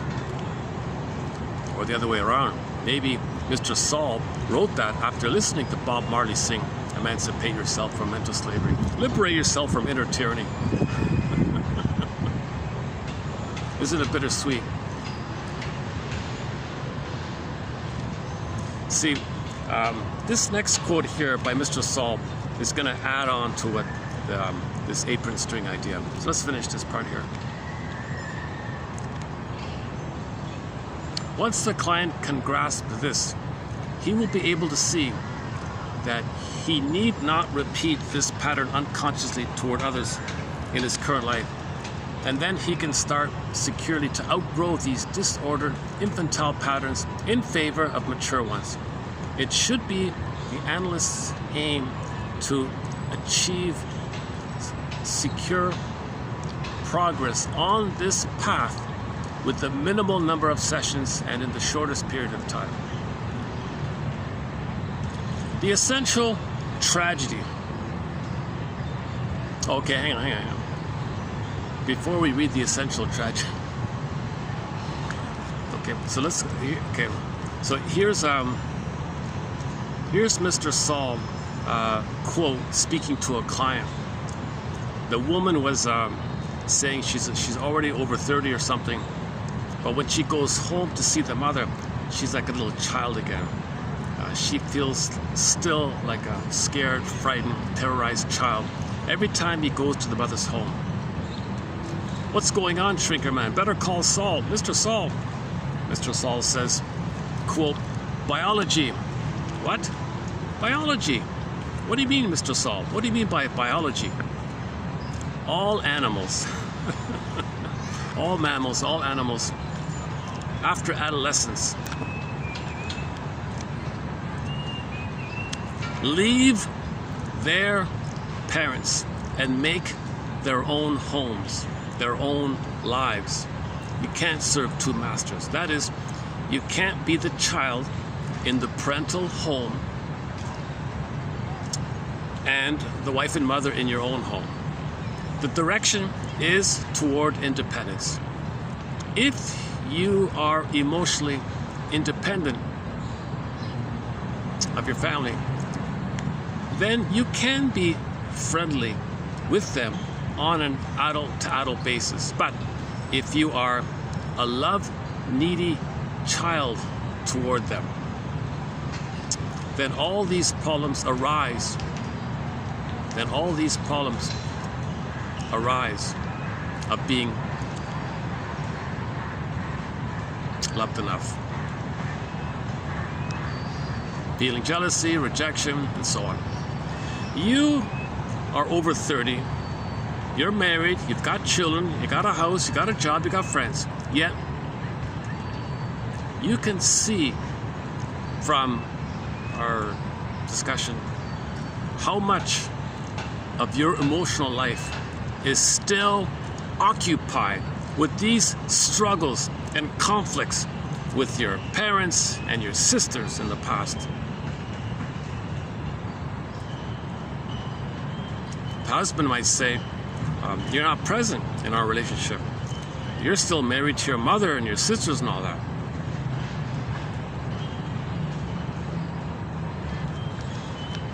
So this will cause problems in the marriage, right? The essential tragedy, get back to the essential tragedy. The essential tragedy of human life lies, okay, a previous shrink said the essential tragedy was we're not mourning. All of the problems on the planet are because we are not mourning. Why? Because we don't have an identity. You need an identity to mourn. I felt the loss. I feel sad by that. If you don't have the I, then you can't do it. That's complicated grief, pathological mourning, inability to mourn. This leads to manic living and melancholia and pathological nostalgia. Leads to that kind of thing. And the purpose of all therapy is to help a person to mourn, to help a person to find their identity, which is growing up, which allows you to mourn. So if you can mourn, you're mature. If you can't mourn, you see, you got trauma in the past. His version of it is the essential tragedy of human life lies in the fact that individuals react to one another with such overpoweringly intense feelings. Okay, this overpoweringly intense feelings is called part-object relating. When the baby, although the breast is a part of the mother, from the baby's eyes, from the baby's angle, from the baby's emotional needs and all that, the breast is the whole world. And if there's a problem in the breast at that early time, he feels immense shame, overpowering shame, intensity, shame, rage. It's intense like that. Because if the world is rejecting him, he doesn't know that there's a mother behind him who loves him. He thinks the mother's just the breast. And if the breast is rejecting him, he thinks the world's rejecting him. That's an intense feeling. So we did 2 videos recently on part-object relating. So on this point here, I recommend the past discussion on part-object relating, which is coming up as well in the future videos. The essential tragedy of human life lies in the fact that individuals react to one another with such overpoweringly intense feelings. So right off the bat, that phrase, okay, when you're triggered, you see, okay, that's unprocessed trauma, unborn losses, inability to mourn, complicated grief, pathological mourning. You're facing the fear that you thought your mother was like that alien in the Twilight Zone episode called To Serve, who wants to gobble you up. You think your mother's a cyclops or something. And again, the essential tragedy of human life lies in the fact that individuals react to one another with such overpoweringly intense feelings. That's past. See, when you're triggered, that's for the past. You're remembering old fears like that. That's past stuff. Let's let these people pass in front of me here.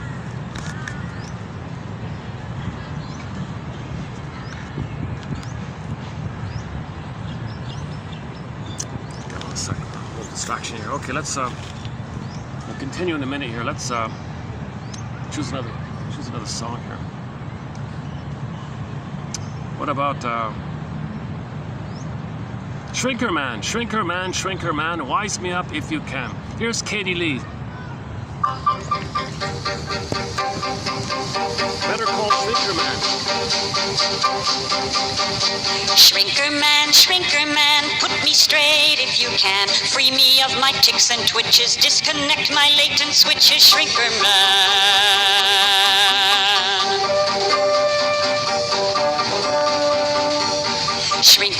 Shrinker man, wise me up if you can. Air my problems and excuse me, sympathize and unconfuse me, Shrinker man.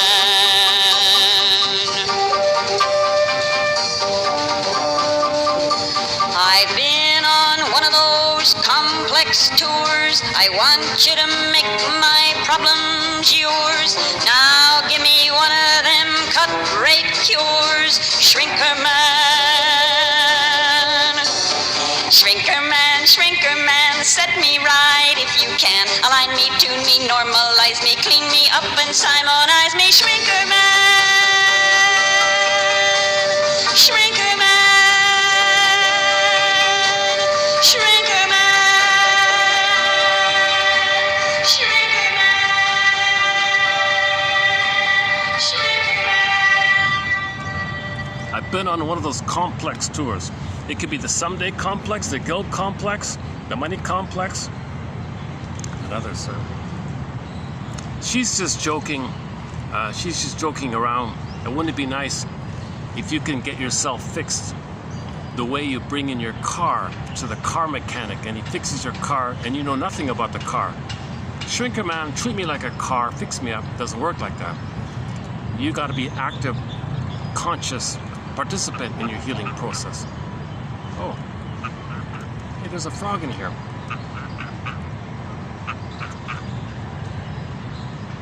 I can hear a frog in here. Hold on a second.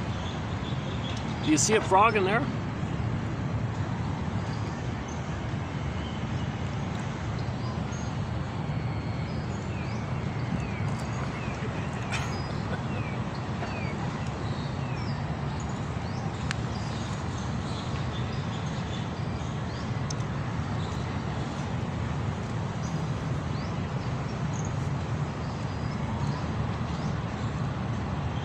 Her main hit is, Katie Lee's main hit is called It Must Be Something Psychological. It's really quite explainable. The mother was emotionally unavailable, so she'll only be attracted to men who are emotionally unavailable, like the mother. Unfinished business, unresolved issue. Find a man who reminds you of the mother. The mother was emotionally unavailable. It's really quite explainable. She likes men who are emotionally cold and aloof because her mother was cold and aloof. It's really quite explainable. It's not logical, it's psychological.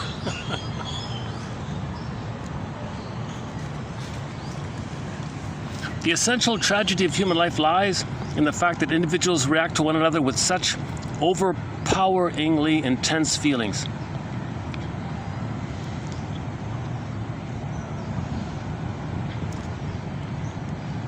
See, we're carrying this script, and little things in the present can easily remind us of it.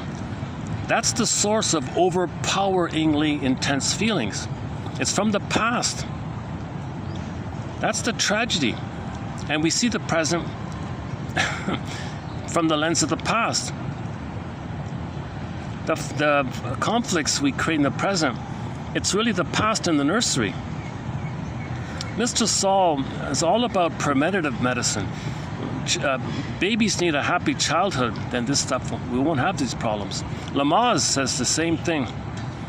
And they sustain unrelieved inner conflict because they are only part adult, while still underneath part children in a grip far beyond their realization of childish motivations, unconscious motivations, childish motivations. Okay, enter the, on this point here, play the clip with Ginger Rogers from the film Lady in the Dark. See, here you have this tough, hardened, OCD, obsessive, control freak, perfectionistic, demanding, angry, kind of extremely pedantic, authoritarian woman who was a billionaire and all this. So here you have this hardened billionaire going to the shrink, and the conclusion was, you gotta be kidding. I'm being driven by unmet babyhood fears, childhood fears. That's what's driving me. That's what's dominating my life. I'm a puppet, and my inner child of the past is the puppet master. Seriously? I can't believe it. So her overpoweringly intense feelings of rage and aggression and control and anger. She was a very angry woman, Ginger Rogers, in that episode. So we're part adult, meaning we understand the present, but underneath we're being driven by the child part. And it grips us far beyond our realization. That's the iceberg metaphor.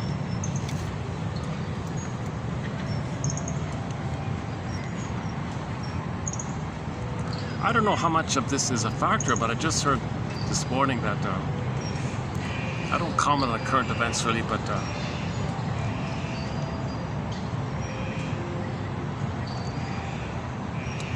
if we see a negative cycle in the outer world, that might be a reflection of the negative cycle within.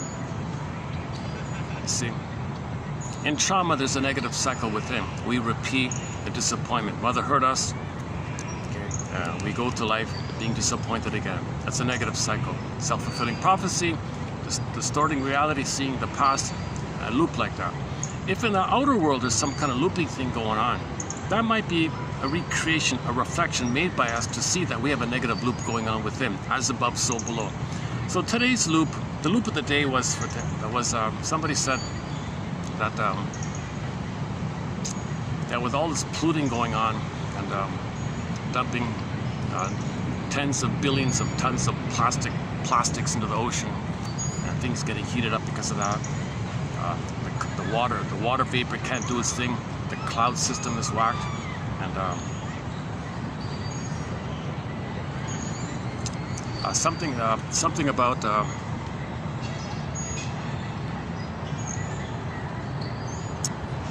more hurricanes. That means more lightning.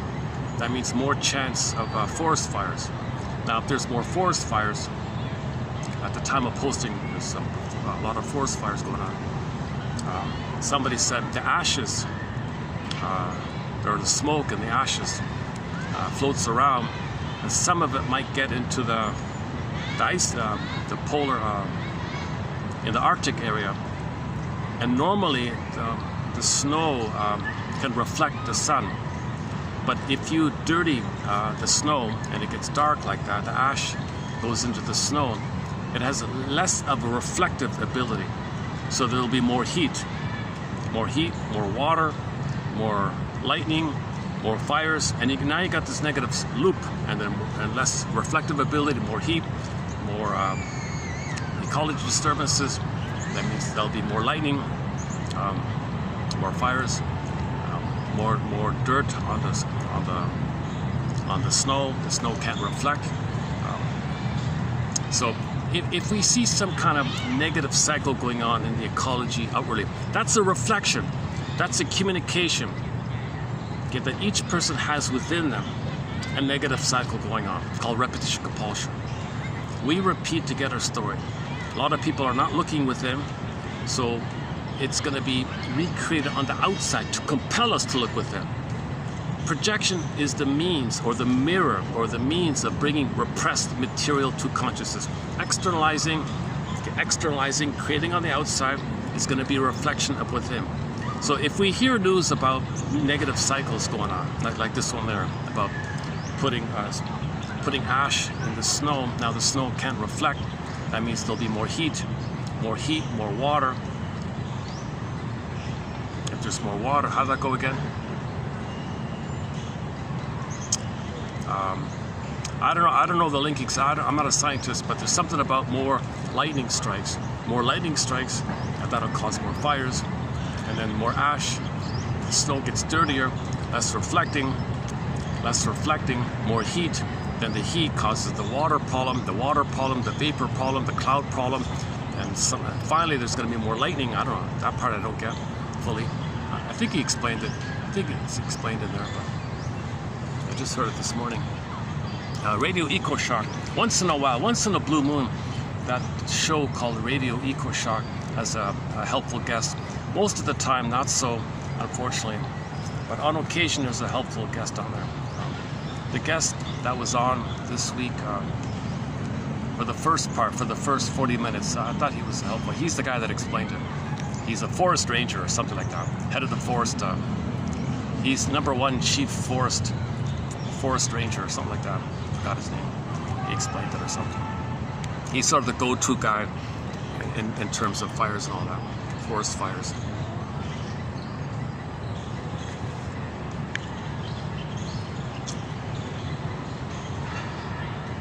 So most of it's from lightning, some of it's man-made, accidents, campfires and things.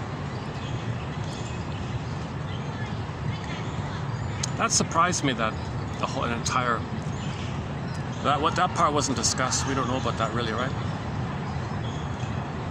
Now there's nature doing its thing, forest fires. We're not talking about that. We're talking about the added stuff. The environmentally made, the man-made, the man-caused made, right? Man's behavior made. We have an ecology neurosis. We're transferring our neurosis onto the ecology. Now the ecology is going to reflect our neurosis inwardly. So our outer ecology neurosis is going to reflect our inner neurosis, our inner dysfunction, our traumatic script. So the traumatic script on the planet is a reflection of the traumatic script within. As above, so below. The outer is a reflection of the inner state. If in the outer world we see some negative thing going on that's self-defeating and making things worse, the earth's getting worse and worse, well, that means we're getting more removed from our soul, in more of a need to numb our pain. Okay, that's sort of a separate topic. We have a thing called the 48 symptoms of Homo Traumicus. It's a 7.5-hour video done a couple of years ago. It needs to be updated. It's an emotionally draining one. I need some good fresh pressed guava juice if I'm going to tackle that again. And I need 7.5 hours to run through the list. It's 48 symptoms.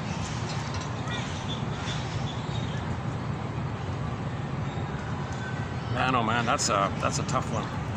That's a tough one. It's on this theme of outer as a reflection of the inner.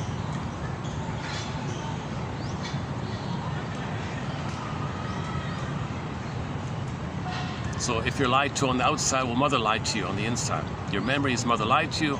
So if there's lying going on outside, that's a reflection of the inner state.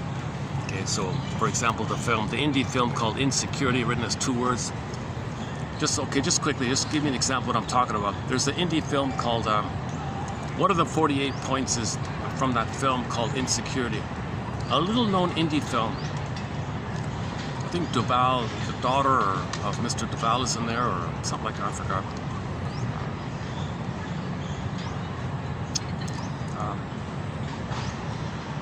Should I do it this time around? I've talked about it a few times already. It's going to take a good 20 minutes to run through it, right?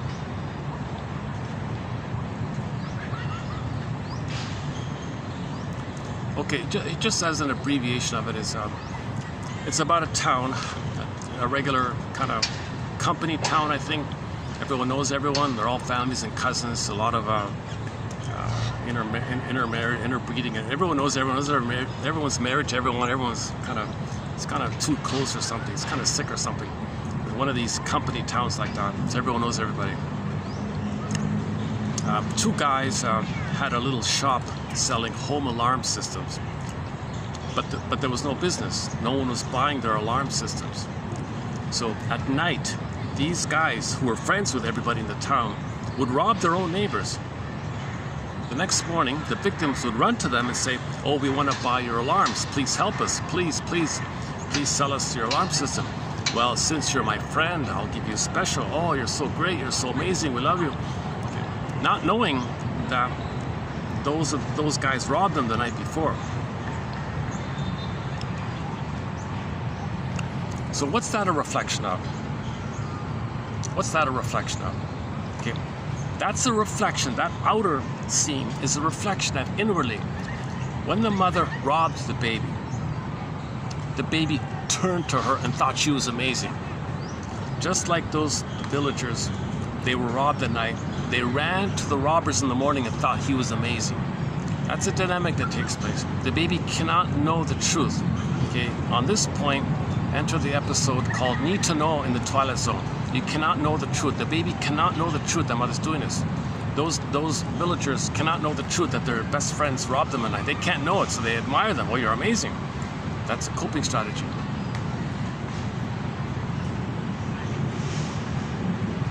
Things are getting busier here. Look at that, eh? This video feels like a 4-hour video, but it's only been 2 hours, right? I did a 4-hour video recently, and it felt like 1 hour. I have a funny thing with time. The heat affects my sense of time. A recent quote was, if you sweat easily, that's the automatic nervous system on overdrive.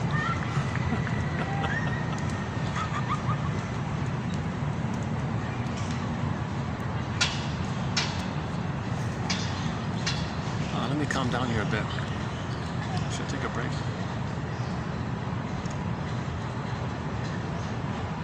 Well, let's finish this one.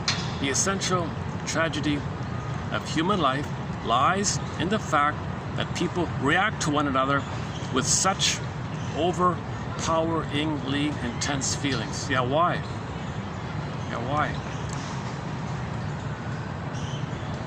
No need for that, right? But he's talking about being triggered, and we're reacting from these triggered feelings. It's intense. We really feel shame and rage. We act like we're going to be the way we thought as a baby, when we as a baby thought we were going to be a goner. If there's no mother, we think we're a goner. If mother's abusing us, we think not only is there no mother, but someone's attacking us. That's intense stuff, right? And we're coming from this. We're coming from these overpoweringly intense feelings, being triggered. Some little thing in the present, some tiny little thing in the present, someone slights you, and wow, intense rage feelings. Whoa, look at that, eh? Some little person, someone looked at you and you didn't look back. He slighted me, and he felt wildly enraged like that. Oh my God, like whoa, right? So that's triggered from the past in the brain. Mother didn't look at him. Mother didn't see him. Looks at somebody, he didn't look back at me. Okay, that reminds you of the past.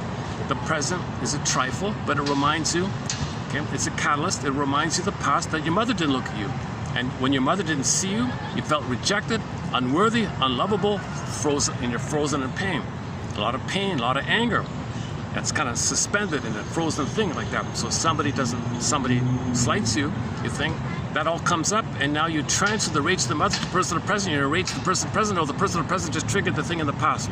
You're meant to identify what belongs in the present, what's from the past. Can you parse it out? Can you discern? Can you discern this? You got to be like Perseus.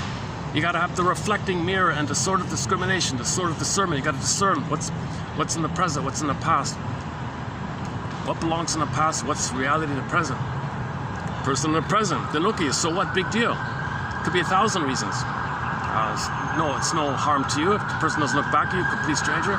Well, why are you so enraged the person didn't look back at you or something? I had that once in the supermarket. I was at the checkout line, just waiting or something. The guy was staring at me or something. What the hell? I just kept ignoring him or something. I just looked away. I just kept still. What the hell? Please stop staring at me or something. And he was like shaking. He was looking very angry at me, looking very intense. And I don't even know this person. Never saw this person before. But he was feeling slighted or something. He felt entitled that if you want something, you should get it. Something like that. So I don't know what he wanted. I don't know what this game was. I don't know anything about this character. But I walked away. Oh my God, what a relief. Oh my God. I was singing to the cashier, please, cashier, hurry up, hurry. This guy keeps staring at me. I was sort of stuck in the line. I could have just walked back or something, walked out of the line or something. Yeah, that was a while ago, yeah. That was several years ago, I remember. Actually, I'm still sweating. Let me take another perspiration moment here, and we'll finish this quote about being triggered. That's the problem.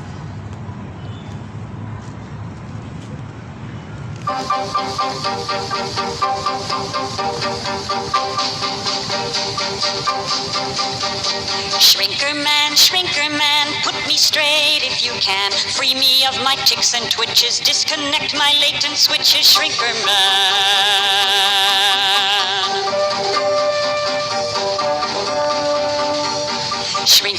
Shrinker man, wise me up if you can. Air my problems and excuse me, sympathize and unconfuse me, shrinker man.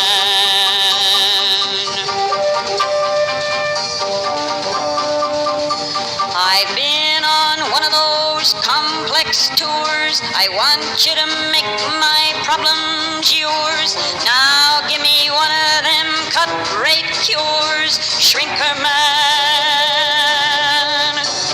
Shrinker man, set me right if you can. Align me, tune me, normalize me, clean me up and simonize me, shrinker man. Shrinker man. Yeah, we did a quote about mind reading recently. If somebody expects you to read their mind, that's the desire for symbiosis. That's a psychotic trance. That's a very intense. That's an overpoweringly intense emotion. Okay, again, the essential tragedy of human life lies in the fact that individuals react to one another with such overpoweringly intense feelings, and they sustain unrelieved inner conflict because they are only part adult, while still underneath part children, and in a grip far beyond their realization of childish motivations that are usually seriously disordered ones. It is with this center. It is with this. Was that a typo here? Oh, I might have a typo here. It is with this center of mankind's tragedy that psychodynamically based therapy of all human endeavors deals most directly. Okay, that's not a bad line. Yeah, that's why I chose this. Yeah, he's onto something. It is with this center. Okay, maybe not. It is with this center, this inner issue of mankind's tragedy, that shrinker man therapy of all human endeavors deals most directly. Of all human endeavors, the only thing that deals with making you conscious is the psychodynamic perspective, like the Twilight Zone, like One Step Beyond, Next Step Beyond, okay, like a few films like Forbidden Planet, so some science fiction.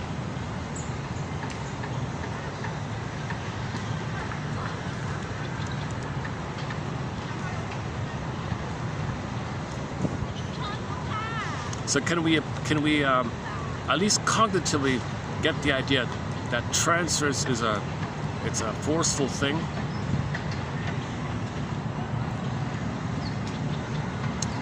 It's in the nervous system like that. And can you constantly build your reality ego, your reality mind, your conscious ego, your reflective mind, your reflective function, your analytic mind, your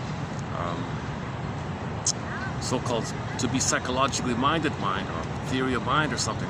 Can you build that side of ourselves to condition ourselves and build the conditioning that will hold the phone here? I realized I was brainwashed. I don't remember, but it's coming to me that I was brainwashed. Reality here. I have options. Oh no. O-N-O. Options, not obligations. I have options. Oh no. And I have options here. Reality check here. So, all of these strong, intense feelings, 99.9%, they're from the past. The tragedy of the humankind is that we're taking these intense past feelings and think they belong in the present, projecting onto people in the present. No, they belong to people in the past. They belong to people in the past. That's the human tragedy. We're transferring the conflict with the mother into people in the present. And the perverse thing is sometimes people in the present are you and you're the mother, and you shame others to reflect how your mother shamed you, as above, so below. So people who are shaming others out there, that's a reflection that the mother shamed them, and in the Faustian deal, in the Faustian bargain, in the Faustian pact, in the Faust complex, okay, identification with the aggressor, you become the aggressor. You shame yourself, it's repressed, projected, you don't want to know it's with them, to make you unaware that it's with them, you find someone else on the outside, okay? So you have a need. You have a need to, like the piano one, you have a need to mark someone, shame someone. So that piano, Twilight Zone piano one, okay, he needed someone around to devalue and mock, because his mother mocked him and he becomes the mocking mother. And that woman said under the trance, you only married me to mock me and shame me and belittle me. You're a sadistic fiend. What did he call her? What did she call him again? Sadistic fiend or something. Are we online here? Shall we play that? Hey, let's check if I'm online here. Let's see if my plan is holding up. I buy these sort of pay-as-you-go kind of thing, plans. Let's see, are we online here? Should we dig it up? A piano, hold a second. A piano in the house. Oh, wait a minute. Oh. A piano in the house, Twilight Zone.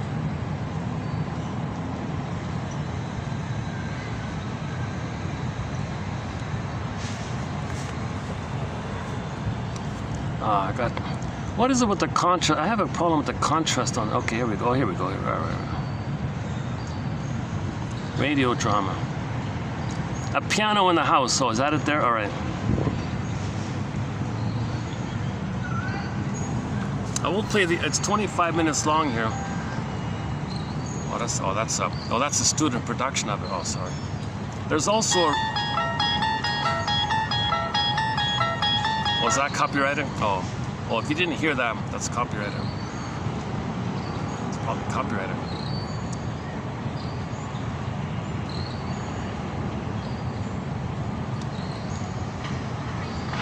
Oh, the snowflake. Should we play the snowflake one?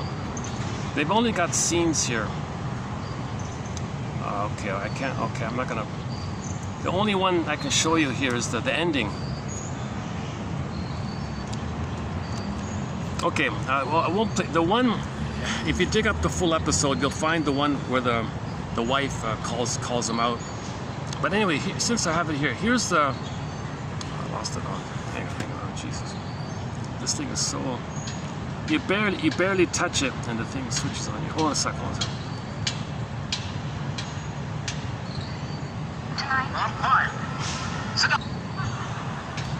Okay, here's the closing scene. It's okay. Here's the closing scene.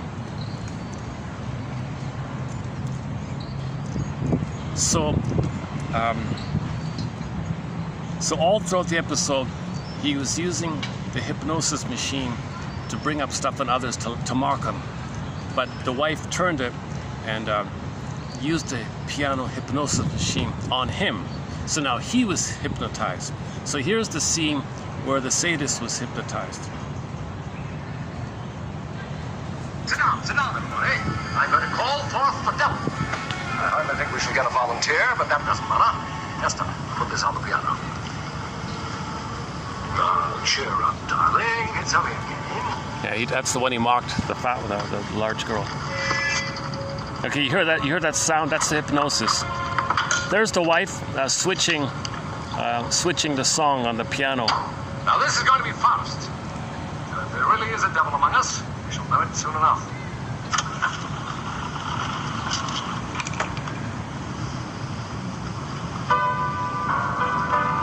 Lullaby, children's lullaby. Nobody's hypnotized. Who's hypnotized? The sadist is hypnotized. The sadist is hypnotized.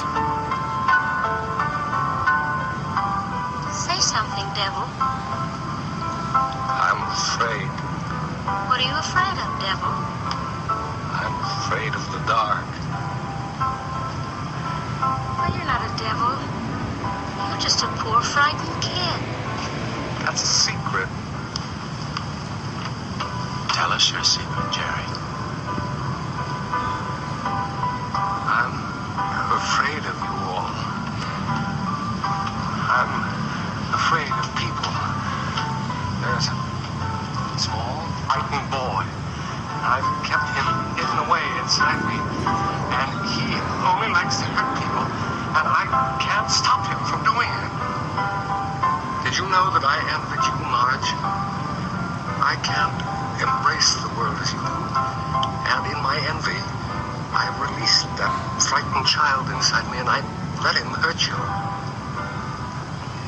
I tried to hurt you too, Greg. I gave bad reviews to your plays when I should have given praise. I coveted your talent because I have none. And I hurt you in every childish way I could. I think we'd better go. Esther, I've hurt you most of all. You came to me with love. But it frightened me. I don't know how to return love except as a child does, with shrieks and blows and indifference. Good night, Esther. Esther, will you come with me? Where are you all going? I don't want you to leave. Come back! If you leave me, I'm going to be very naughty.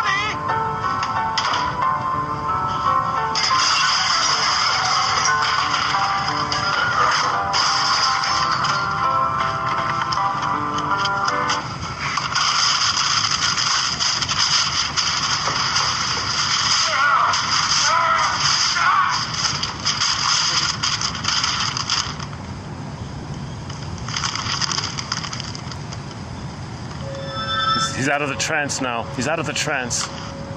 Don't laugh at me. But he remembered. I'm not laughing, Mr. Fortune. You're not funny anymore. Mr. Fitzgerald Fortune, a man who went searching for concealed persons and found himself in the Twilight Zone.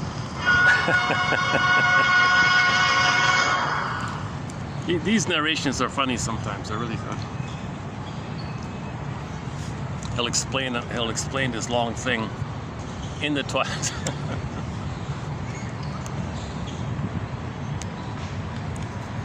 They just put up a statue of Rod Serling. There in his hometown. There's a statue. That's great. That's the kind of thing we need to celebrate and create statues for.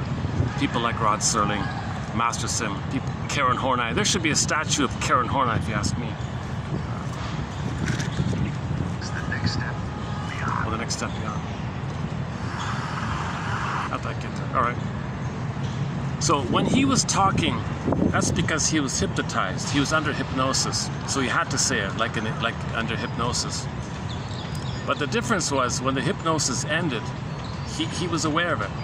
That's a huge imaginary shortcut of what the therapy is supposed to do. Thank you, Con. Oh, sorry. My phone is freaking out on me here. Hold on a second. Okay.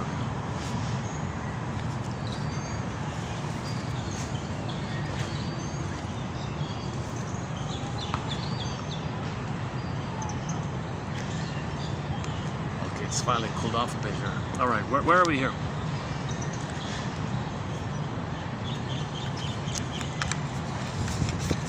So I thought this preview was pretty good. 3057 and the first half of 38 by Leon Saul.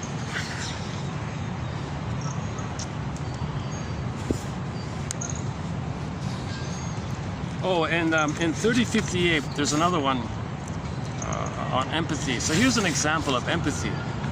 Yeah, let's do this one here. Empathy. What's empathy? Okay, this example is from some self-help book or something.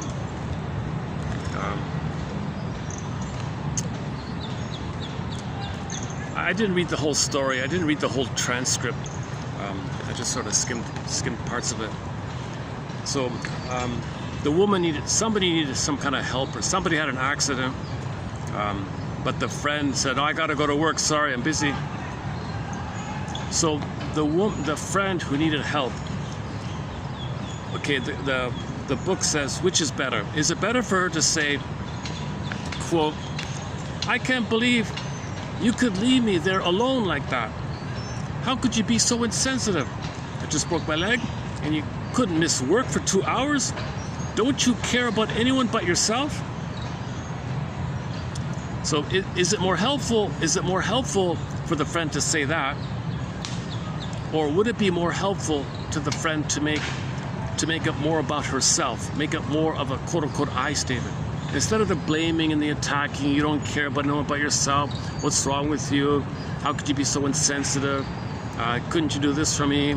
Jesus, how can you leave me alone like that? You're so selfish. Okay, all this you stuff. Okay, versus the more I stuff, which is, quote, I was so angry, but underneath, I felt devastated.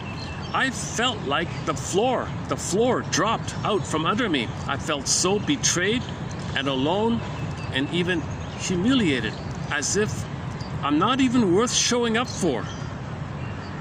Okay, so she was triggered.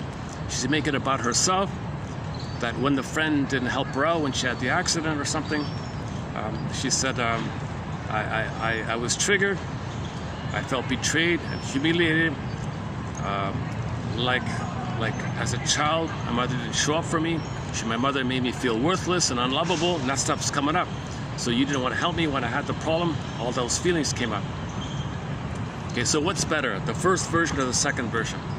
The more vulnerable one, the second one, I was so angry, but underneath, I felt devastated.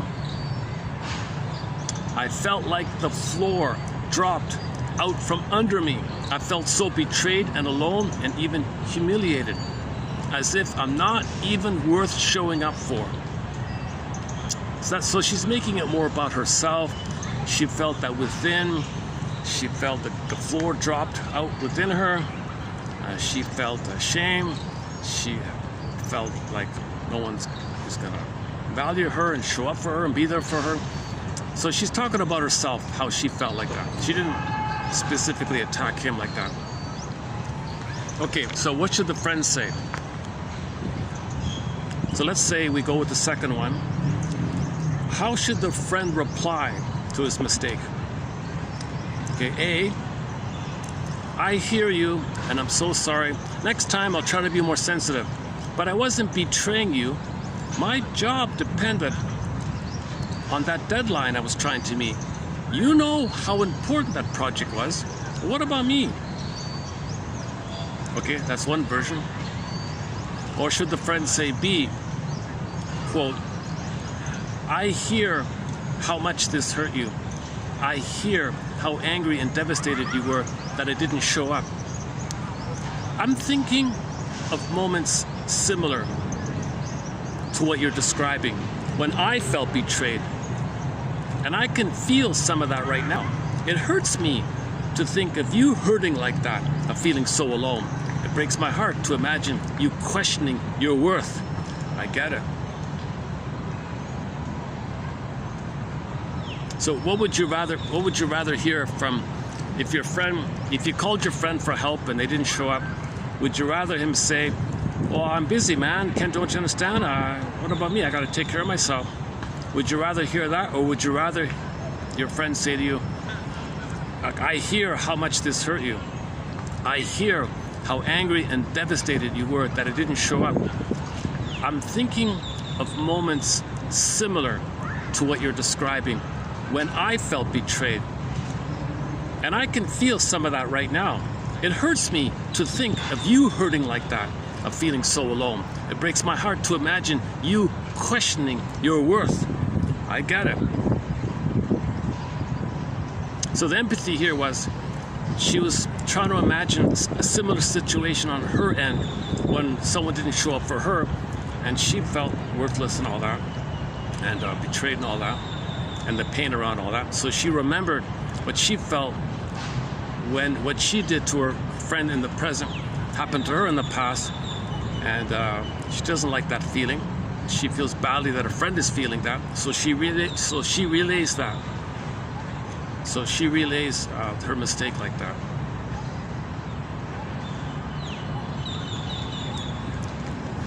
That's from just some typical self-help book. That's still okay, right? I want to include any example on empathy I can find in our collection. So one of our chapters is on empathy. That's maybe one example of it. So when you speak, you want to make an I statement. You didn't, I was in trouble. You couldn't put your thing aside for 2 hours to help me. You're so selfish.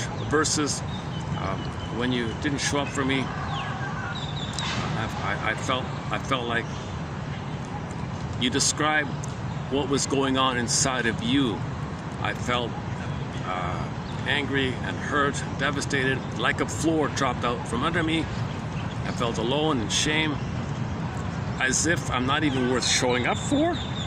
Whoa.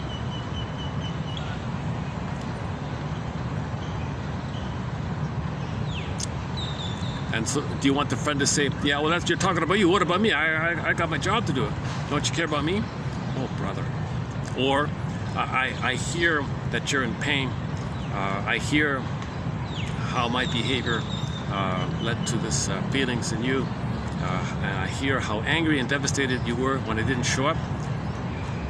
And you know, I'm thinking of moments similar to what you're describing when I felt betrayed, and I can feel some of that right now in me, and it hurts me. It hurts me to think you are hurting like that and feeling so alone, and it breaks my heart to imagine you questioning your worth.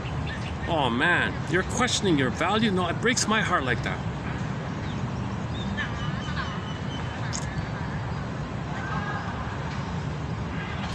Actually, let's see. It's getting busier here. Let's see. 521. It should be open up there, right?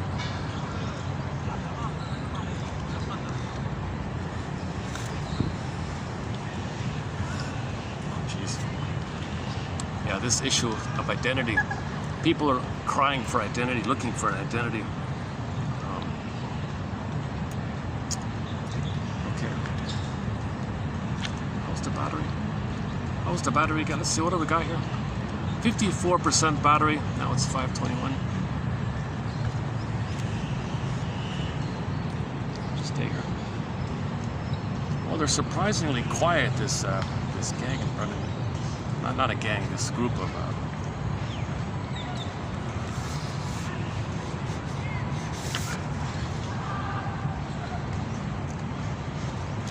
Okay, so coming up in future videos, we'll have. We'll also have a quote on the avoidant attachment style. We'll have one about one on emotional eating. One of our threads, emotional eating. So we'll add one more there. Should we do it here now? Our first experience of food is through the breast or the bottle. Certainly, babies learn and develop alternative comfort measures. But even as we grow older, this connection between putting something in our mouths and feeling good continues. So think about the smoker and the cigar, the chain smoker like that, or the cigar person, or the emotional eater all the time. So I'm assuming she means that the cigarette person might be triggering a little bit of the feeling of mother, that the cigarette triggers the feeling with the mother. There's other elements to the cigarette idea, but maybe that's part of it. Emotional eating is still predominantly a women's issue. According to her, women's relationship with food is in part shaped by their role as nurturers.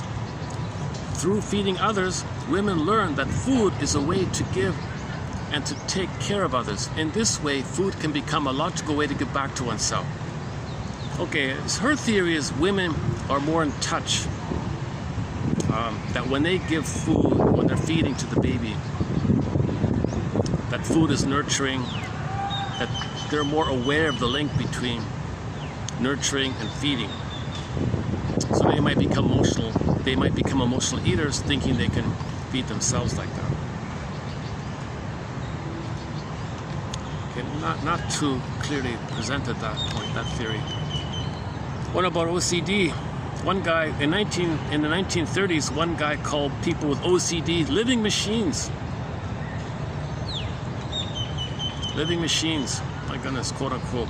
Typical OCDers are characterized by a pervasive pattern of preoccupation with orderliness, mental and interpersonal control, perfectionism, indicated by specific criteria that include rigidity and strictness about rules and things, excessive concern with work and productivity and money. They don't like delegating to others.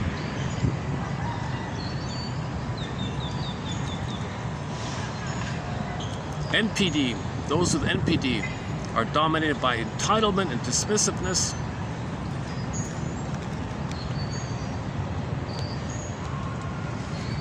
What else is coming up?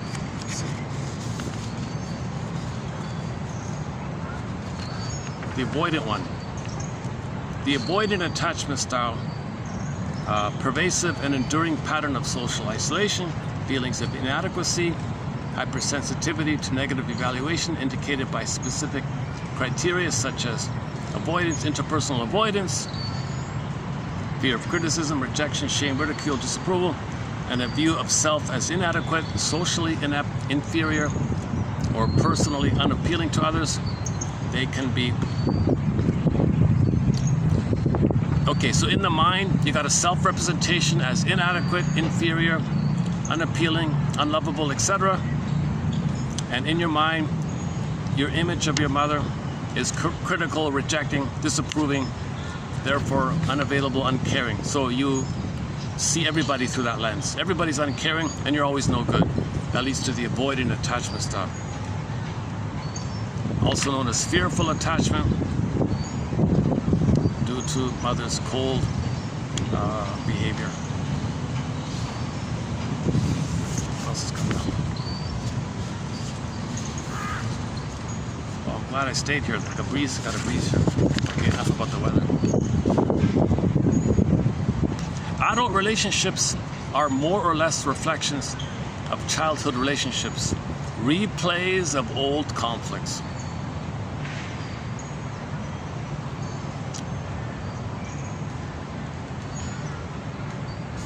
Or the avoidant, back to the avoidant.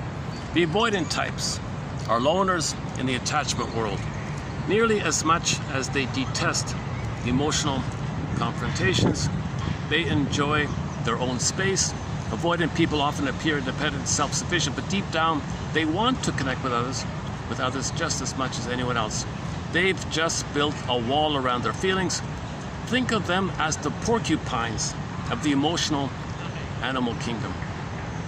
Okay, the anxious attachment style. So you got, in the attachment theory, you got the avoidant one, the shut down, the turtle, and you got the clinger and the pleaser, or the anxious one. The anxious, or the codependent, they're very sensitive to others. They ignore their own needs and feelings. They want to please you. They're needy and clingy like that.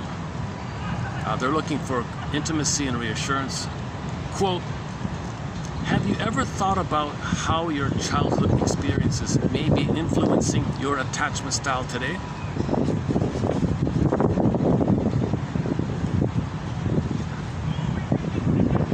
When trauma knocks on our door, especially during our formative years, it doesn't just leave a calling card, it sets up shop, influencing how our brain's neighborhoods, such as the hippocampus, prefrontal cortex, and amygdala, evolve over time. Yeah, trauma sets up shop in your mind. So you can be always on alert. The hyper arousal of the amygdala, sympathetic stress response. Trauma can disrupt the balance of hormones such as cortisol, dubbed the stress carrier, the stress mailman. Oxytocin, dubbed the cuddle courier. So things are whacked with the hormones, complicating our ability to form warm, nurturing bonds. Unpacking the trauma suitcase. Unpacking the trauma suitcase and investigating its impact on attachment. Okay, the third common one is disorganized. Okay, let's save that for another time. So we got typically they talk about the secure, that's the normal one. Okay, and the insecure, they usually talk about, okay, anxious, avoidant, and disorganized. Disorganized, things are a roller coaster up and down. It's like a blend of anxious and avoidant, push-pull dynamics. If they're close, they think mother's going to engulf them, so they step back. If they step back, they think it'll be abandoned, so they step closer. But the moment they step closer, they're going to be engulfed, so they step back, but they're going to be abandoned, so they step close. Oh, they're going to be engulfed. So they have this immense schizoid. Masterson's phrase for it is the schizoid dilemma, like this, called disorganized attachment. There are other attachment styles, dissociative, reactive, but usually they talk about those three. Disorganized attachment can feel like being lost in a maze of shifting walls. Should we do this one then? A push-pull dynamic in relationships is frequently reflected in the behaviors of people with this attachment style. Frequently torn between wanting to be close to someone and wanting to be far away from them. This conflicted desire is similar to how they felt when they wanted safety, but were afraid of the people who could give it to them. Usually their caregivers when they were young. There is a strong fear of intimacy, which is often a defense mechanism to protect oneself from the rejection or abandonment they fear. Okay, they give lots of confusing signals to others, both to themselves. Both they and others are perplexed by the signals they send. Their behavior can be unpredictable and erratic. Okay, this is like the BPD kind of thing. They may crave closeness one moment and distance the next. At its core, the disorganized attachment style is often caused by unresolved trauma from previous relationships or bad experiences in childhood. This unresolved trauma can show up as a fear of making connections or a failure to maintain relationships. They usually show signs of both avoidant attachment style and anxious attachment style, which results in an amalgam of conflicting behaviors and this amalgam again, that's the BPD amalgam. Instead of, so okay, here's a key line here. Instead of childhood being a playground, a safe playground where they can explore, trial and error, experimentation, instead of that, the world for the child turns into a battlefield where emotional landmines could go off at any time. Like that poor girl in the Twilight Zone episode called The Fugitive. That woman just shouted ridiculously in a crazy way. She was totally an emotional landmine, that woman. Very sad. Even a child being in that scenario, even she knows it's make-believe, it still must have affected her, you know. She was being emotionally abused on camera. That's what I didn't like about that one. I don't like old sitcoms where children are being violently shouted at like that. Unbelievable. The effects of this early attachment experience. See, that's the essence of our humanity, our problem, Mr. Saul was saying. This overpoweringly intense reactions. The effects of this early attachment experience last into adulthood and influence how people with disorganized attachment handle relationships. Fear and mistrust, along with competing needs for closeness and safety, make for a complicated and often turbulent emotional landscape. All right.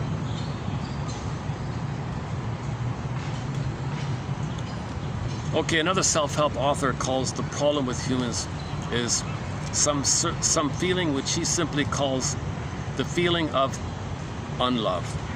That's his way of doing it. All the most intractable problems in human relationships can be traced back to what I call the mood of unloved, i.e., a deep-seated suspicion most of us harbor within ourselves that we cannot be loved, or that we are not truly lovable just for who we are. What's worse, the mood of unlove has the power to repel whatever love there may be. Yeah, that never caught on, eh? I've never heard that phrase before.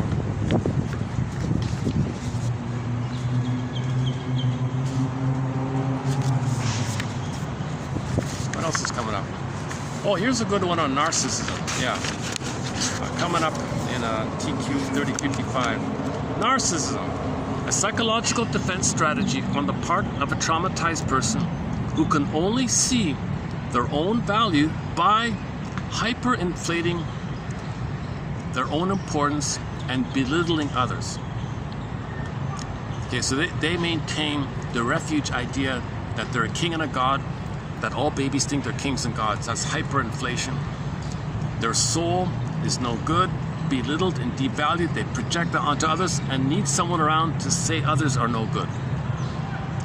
A need for comparison lies behind their desire to have people around, but only if in an inferior position. So that piano episode of The Twilight Zone, he was in his 60s. He chose a naive, simple 20-year-old girl. Didn't know anything. He knows everything. So he felt she's inferior, and he mocked her. And she said under the trance, "You only married me to mock, didn't you? You only married me to embarrass me in front of others, so you can feel like a king and a god all the time." A person with narcissistic tendencies may be genuinely bewildered as to why other people should hold differing views or question his or her motives. Yeah, so the entitlement complex is everyone is symbolic breast, which they own. So he threw a temper tantrum. I'm going to be naughty, you say. He threw a temper tantrum because he's bewildered and enraged. Narcissistic injury, narcissistic rage, as someone would have their own opinion. No, you're wife, you're a symbolic breast. I own you. I possess you. I dump my waist and you take care of me. I trick you to admire me and I dump on you. So she held a differing opinion. No, Mr. Sadistic Fiend, I'm a human being. And this guy likes me, and he's a nice guy, I'm taking off with him. No, you can't. He's confused, right? Now, I don't think he's really a psychopath. So I don't know if in the future we'll identify to what degree or when does quantity turn into quality. So not all narcissistic types are psychopaths. But of course, all of the so-called psychopaths, of course, have an excessive degree of narcissism. Like, when does that click? Like, when does that cross like that? So I don't think that piano episode, he was like totally like that.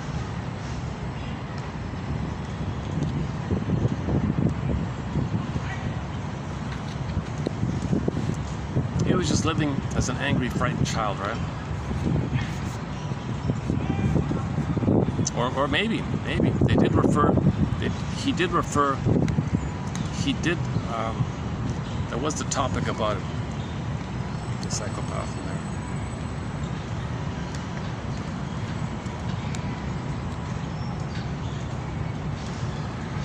Why don't people change repetitive, maladaptive, interpersonal patterns, both of which, and symptoms which persists despite the distress it causes? And so we know what causes pain and unhappiness. Why don't we change it? Well, one person thinks that's their coping strategy to deal with the problem they had. So that piano episode one, that was his coping strategy to deal with the problem he had.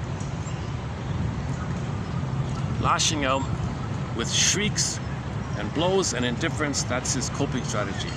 Quote, to compromise his wishes and his fears, and made this compromise.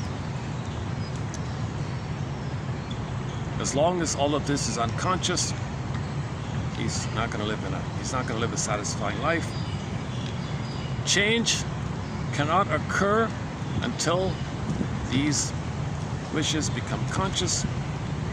The occurrence of resistance in therapy signals that the work is getting closer to the core conflict underlying the neurotic symptoms.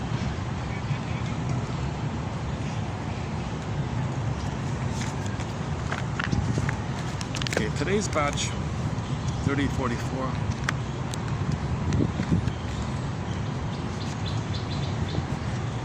Yeah, it's interesting. I think some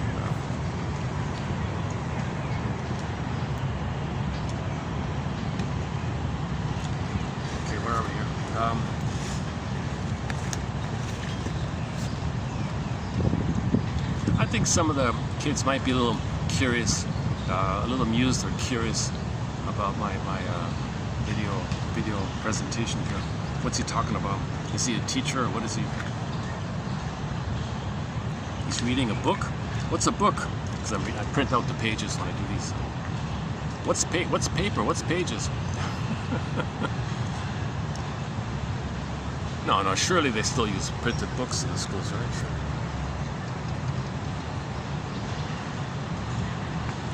Okay, today's batch below is self-explanatory. So they're good, solid, strong, general sentences. The first one's about passive aggressiveness. The second one is about the avoidant attachment style. 2 and 3 are about the avoidant attachment style.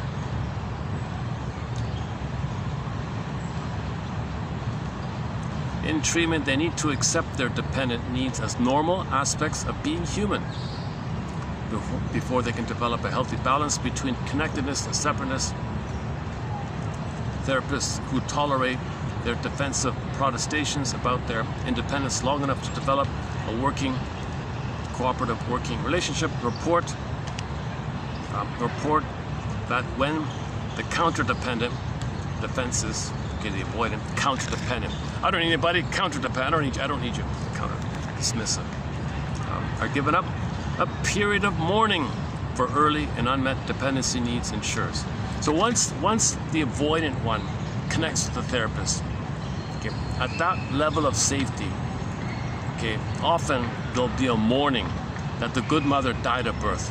That at birth the good mother died, and click, the wicked queen was there. And he was raised by a narcissistic mother in a fairy tale called the Wicked Queen. The Wicked Queen, or the wicked stepmother in fairy tales, is code for, metaphor, that the mother was narcissistic. And the good mother died at birth because in the uterus the mother was good, but at birth betrayed, cord removed, put on a scale, no skin to skin, no natural feeding. Mother rough handles the baby, doesn't want the baby, wants to use the baby. It's a Wicked Queen idea. So when you connect safely with somebody, you never had a safe connection. That safety is what's needed to allow the mourning. If you don't feel safe with somebody in the present, you're not going to mourn. That's why therapy is highly dependent upon the line, grief is healed when it's witnessed by a caring other. The caring other makes you feel safe. When you feel safe, you weep. That's the deeper stuff. When you feel safe about mild tension, you have the humor mechanism. You discharge with laughter. That's the surface stuff. But when you're safe on the deeper area, you weep. If it's deep and you feel safe, you cry. If it's shallow and you feel safe, you laugh. Now the laughter is going to depend on your psychic structure. If your psychic structure is like the guy in the piano one, you only laugh when you mock others, because mother mocked you and you're one with the mother, and you're safe with the mother. So you're safe when you cling to the apron strings. You mock someone, mother, we're together, I'm clinging, and you laugh because you're clutching on mother's apron string. So the guy in the piano, in his mind, he's clutching to mother's apron strings. He's grabbing it, he's clutching it. You see? So when he mocks someone and has the shrill and all the anger like that, and he feels safe clinging to mother's apron strings, he feels safe, so he laughs at that point. So to be able to clutch to his mother, he's got to mock someone. Because the mother mocked him, he becomes the mocker. That's the ties that bind.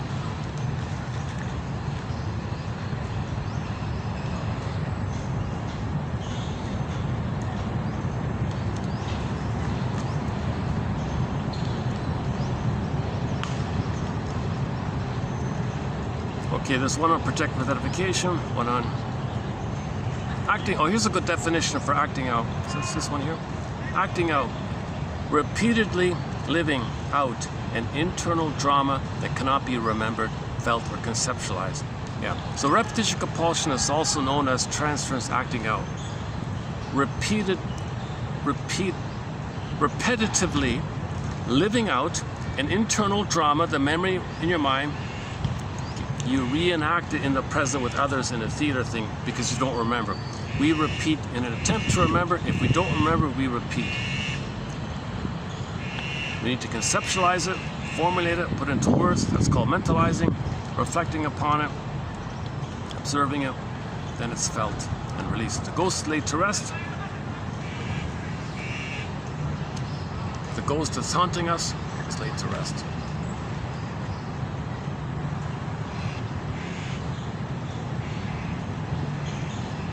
Okay.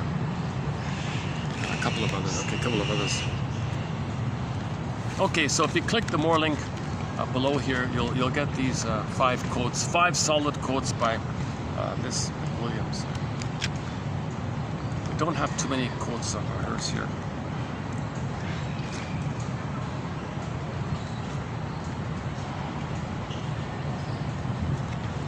Although she has written several books. She kind of communicates in her way. Someone referred to her as a charming author. She charms you when she writes. That's a bit of a clue like that, right?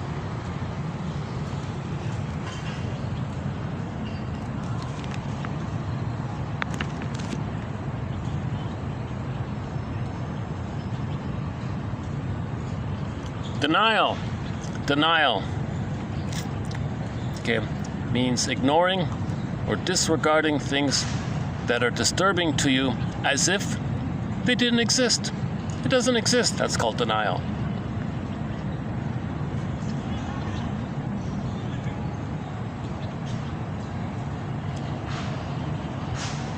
Projective identification involves failing to recognize a disturbing aspect of one's own personality, misattributing it to another person, and then treating that person accordingly, until eventually evoking from the other person the feelings and attitudes that they have projected with such conviction.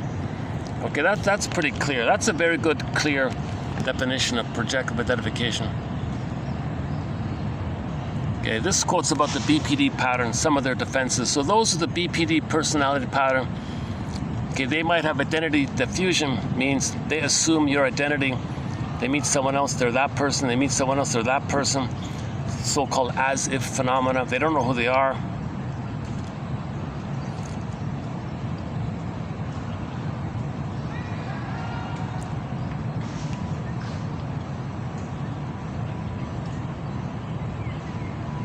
Yeah, also known as introjective identification, the wholesale taking in of someone else's characteristics, attitudes, and even mannerisms.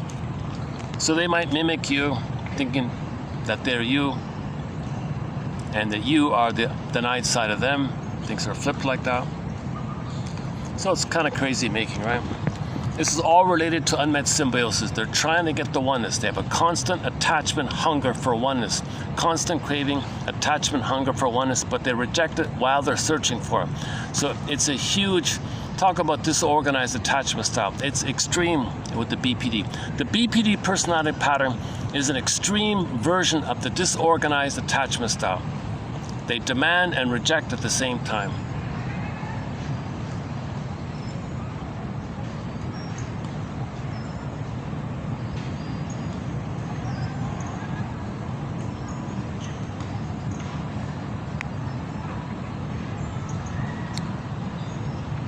Yeah, back to the piano one.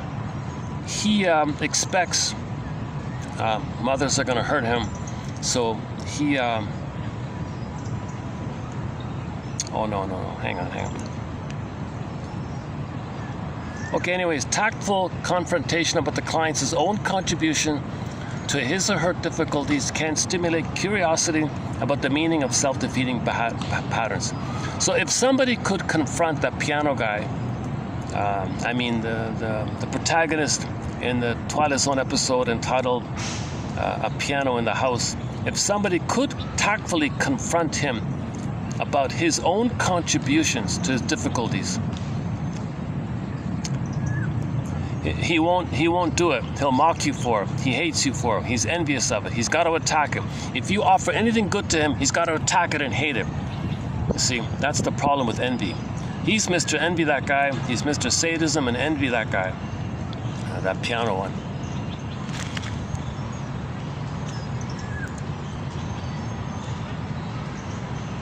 That episode should be more widely distributed, that episode.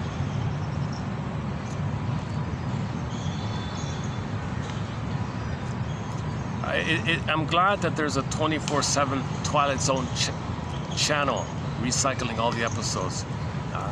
So if you can get that channel, get it. It's hard to watch them. It's hard to find the whole episodes.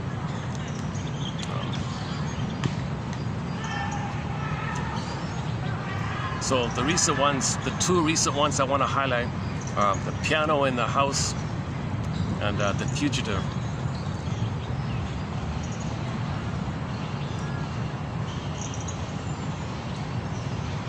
That fugitive one is an indulgence.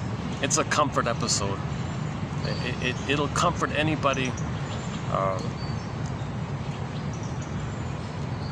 with the fantasy that they should have had loving parents. Anybody with the thought that they should have had loving parents might be drawn in the comforting fantasy of the rescue fantasy like that. So the romance fantasy is a rescue fantasy. You don't want to believe that your parents, that those are really your parents. Doesn't make sense. The child has an intuition. It's abnormal what the parents are doing. The parents having overwhelmingly powerful, intense feelings. The child's thinking, what's wrong with these people? There's something wrong here. They can't be my parents. I should have had normal, loving parents. Hence the romance fantasy. So typically the kids might think the royal family is a loving. The kid's deluded because he's referring to fantasies. So I don't know what else kids are going to do. How can kids imagine parents who are loving and providing a nice environment where the childhood is a playground? So they assume, I guess they transfer into that. But ironically, children who come from a lot of these wealthy families are very abused. Ironically, many children from wealthy families might have the romance fantasy of of an alien, like that episode, The Fugitive.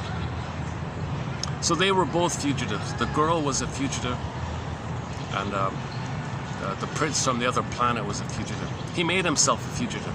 He wanted a break from his duties of running his planet for the past 1,000 years.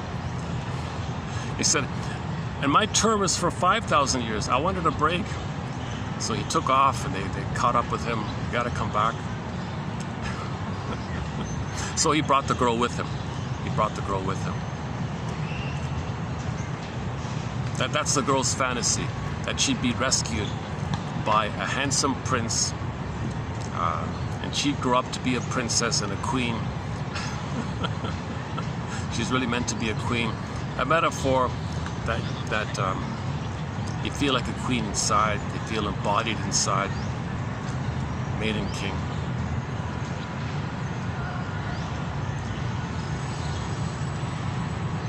Should we take a peek up? Let's take a peek at the, let's go upstairs for a bit. How's the battery holding up? 30%. So I should have about a half an hour on the battery here.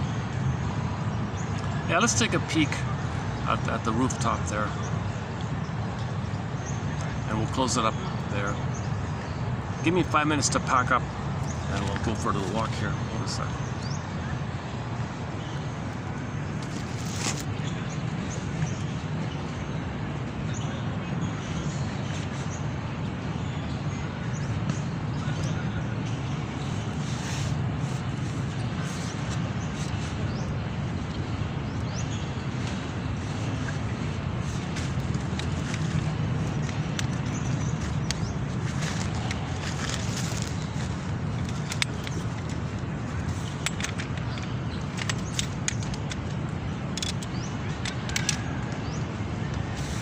This is a great little chair. It folds up and it goes into a little small bag. It's a great little thing. It fits in this little bag, this carry bag. Great. This is one of the greatest products. One of the greatest products ever invented. This folding chair.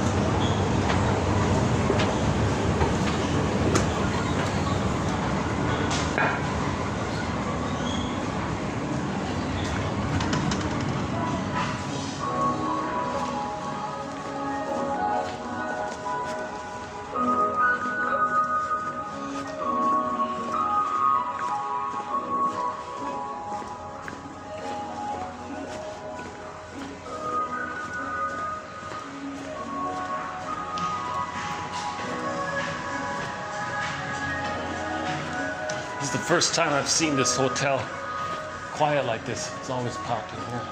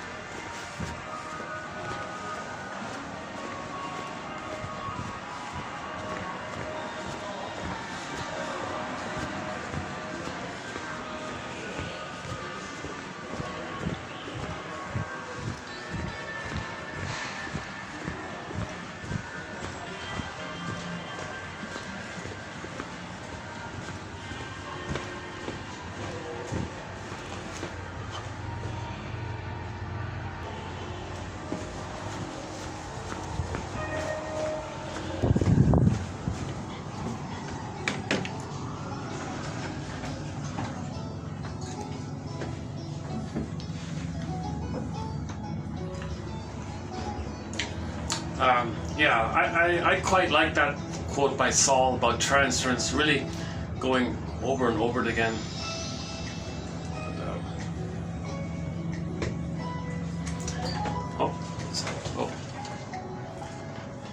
Going up.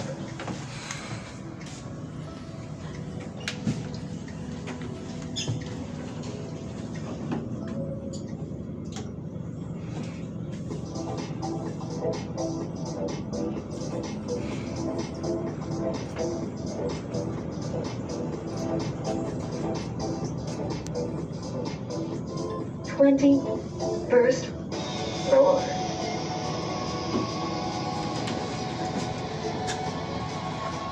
Going up.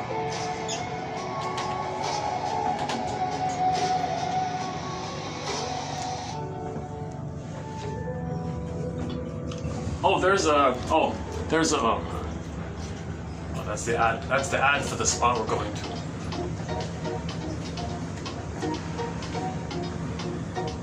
Transference. 37th floor.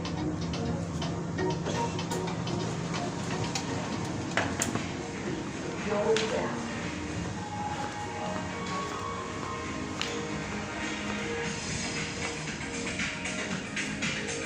Yeah, that's the bar up there, but this is the smokers.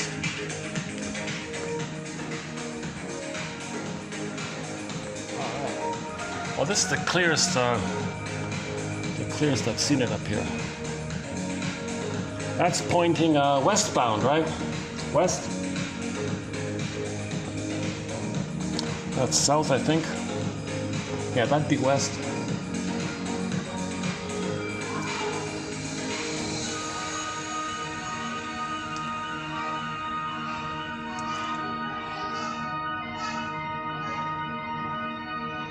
Yeah, maybe one day we'll go to that park where that water is. I've never been to that pond over there for some reason.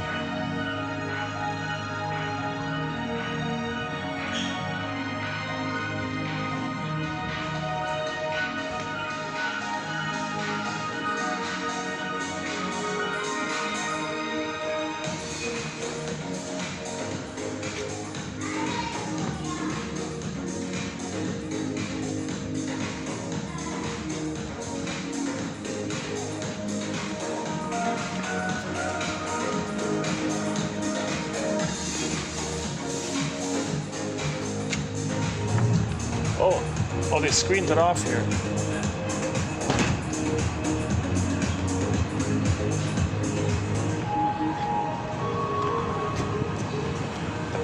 So that's where we did the video down there, in that little nice little park. This is for the wind, eh? How's the lighting up here? Do we get enough lighting here?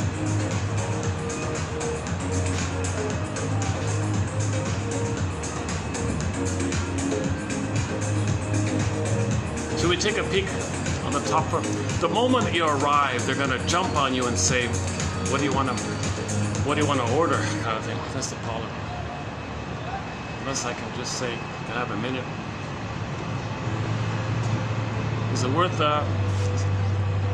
going up? Or just stay here? How's the lighting here? How about just hang out here for a few minutes? Okay. Is that all right? Oh, the music's copyrighted, isn't it? If you're not hearing me right now, it's because the music's copyrighted. Most of the time, this techno thumping concoction is copyrighted.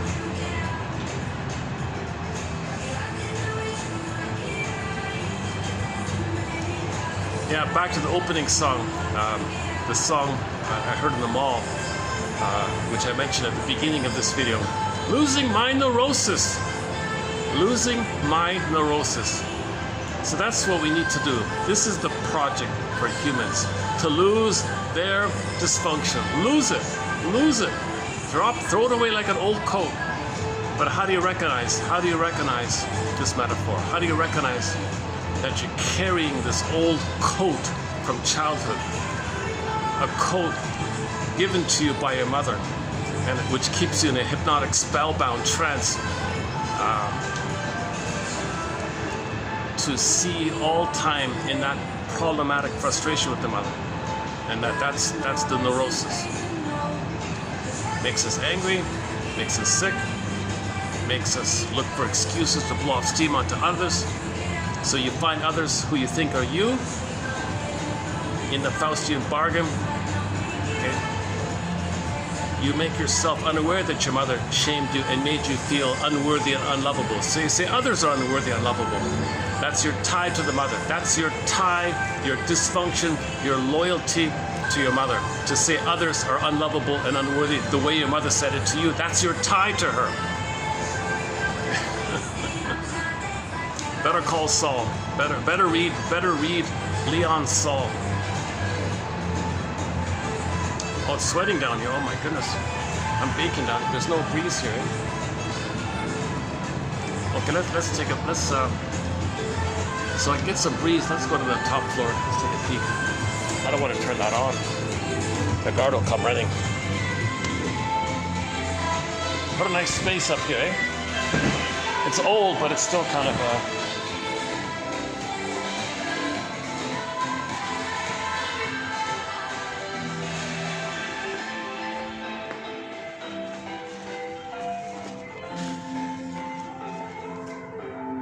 Oh, there's something over there. What's that? Oh, that must belong to the penthouse or something, maybe.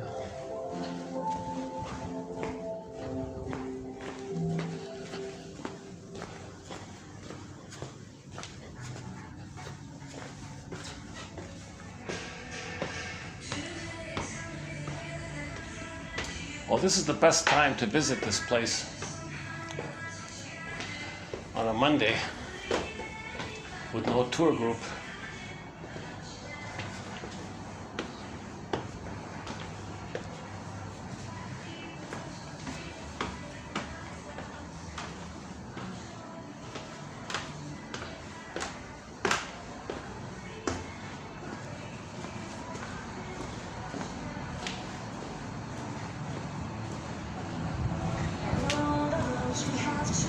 That's the bar over there. Oh, this is the open area. Oh, look at this. Oh, they cleared it all out. Here's a nice space, eh? Look at that.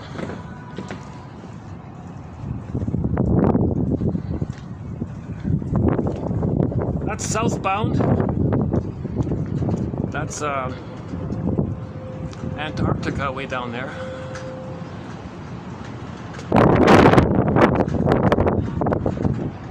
That'd be the North Pole.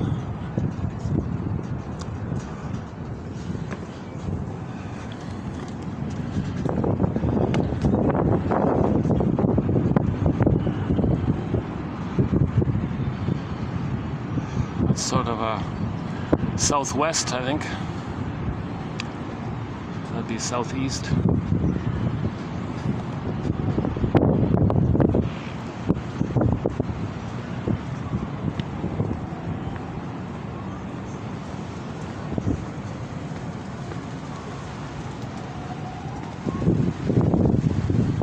Yeah, that's where we did the video.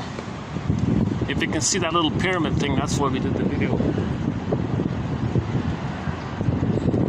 That's going to be eastbound. Yeah, that's east. It's going to be north. Oh, what's this? Here's another escalator. Well, that's the fire exit. Look at this space, eh? Oh my goodness, I could almost do a video up here, eh? Unravel the chair here. Yeah, why not? Why wouldn't they let me buy a drink and do the video here? If this is the new setup here, maybe I can see if that works. That way my talking doesn't disturb any of the guests that surely will pour in later on.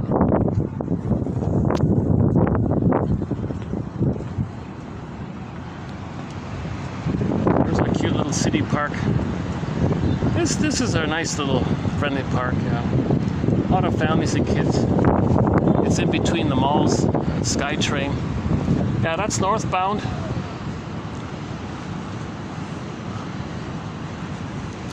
Believe it or not, this is not the busiest part of the city. This is sort of maybe like a... Oh. Some function taking place in there.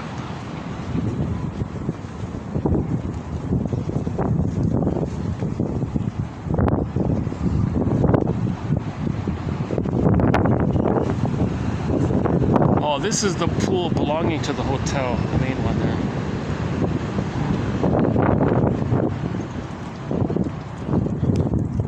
Look at that, eh?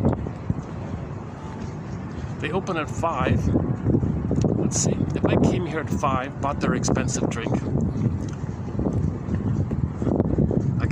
I could just wander around here and talk, right? Let's see, what time is it now? 6:13. So if I came here at 5, I'd have an hour and a half of light to do a video. Yeah, why not? Okay, let's give it a try. Next time I'm in this area, I'll come here at 5, buy their ridiculously overpriced tourist drink, and I'll leave the drink on the table there, and just do a walk around, and just walk around. Talking about transference.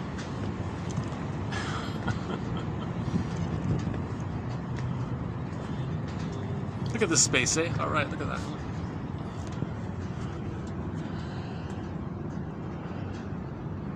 Nice space here. This used to be filled with little tables and stools and things. That's the main. That's the main one over there. On the side. Rooftop.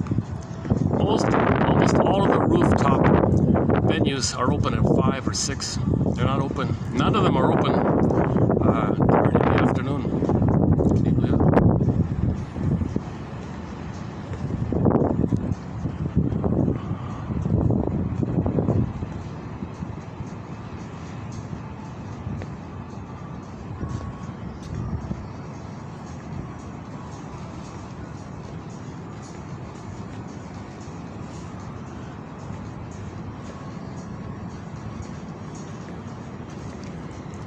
why don't we just dig up a song to close up with? So I'll pick a song, play the song. When the song ends, I'll hit the stop button. So thanks very much. I'll see you in the next video. Let's dig up the music player. Hold on a second.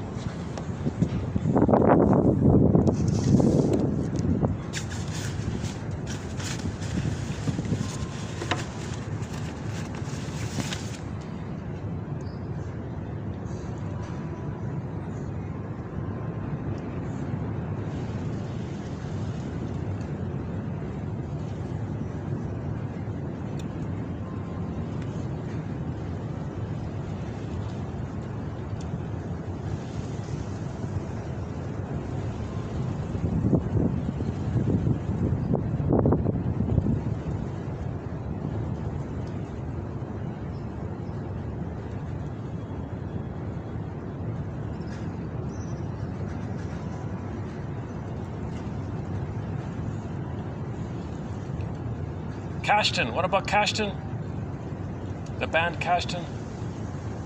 Lovesick? Rick Santers. Oh, should we close up with Rick Santers? Melanie Thornton.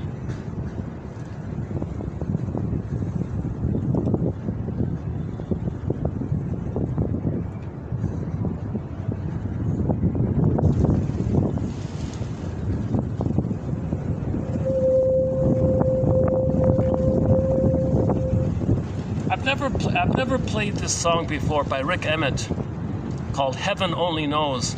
I want to borrow, I've never played this sappy song by Rick Emmett. Let's give it a try. He says, heaven knows, yeah. So let's say the unconscious knows, the unconscious. Let's borrow this song. Let's paraphrase this song. So there's a part of the brain called the non-reporting brain. The non-reporting brain knows, but it can't report it to us. So the contents, the script in the non-reporting brain sends it to a part of the psyche, part of the mind called the inferring mind. Now the inferring mind wants the conscious to make the inference. Only the non-reporting brain knows. Only the unconscious knows. So let's borrow this song by Rick Emmett, Heaven Only Knows. The unconscious only knows, but it's trying to make us conscious. So let's make the unconscious conscious, for Pete's sakes.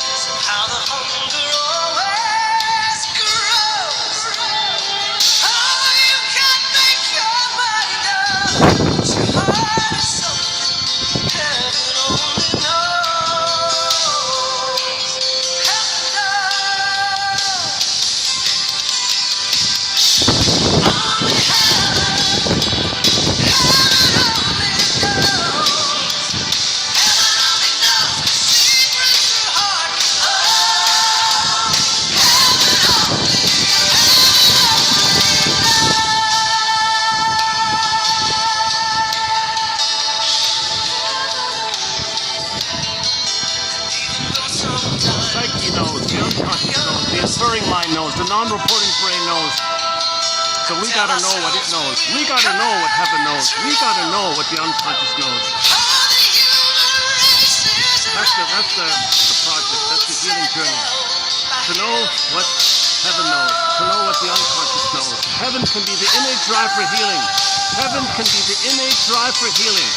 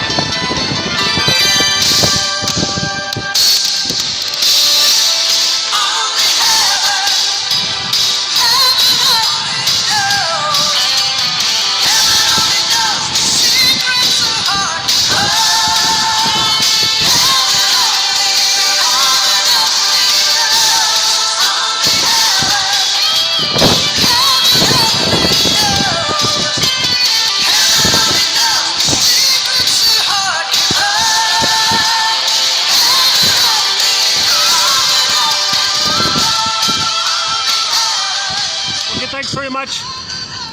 We'll see you in the next video. For the love of narrative medicine, better read Leon Saul. See you next time.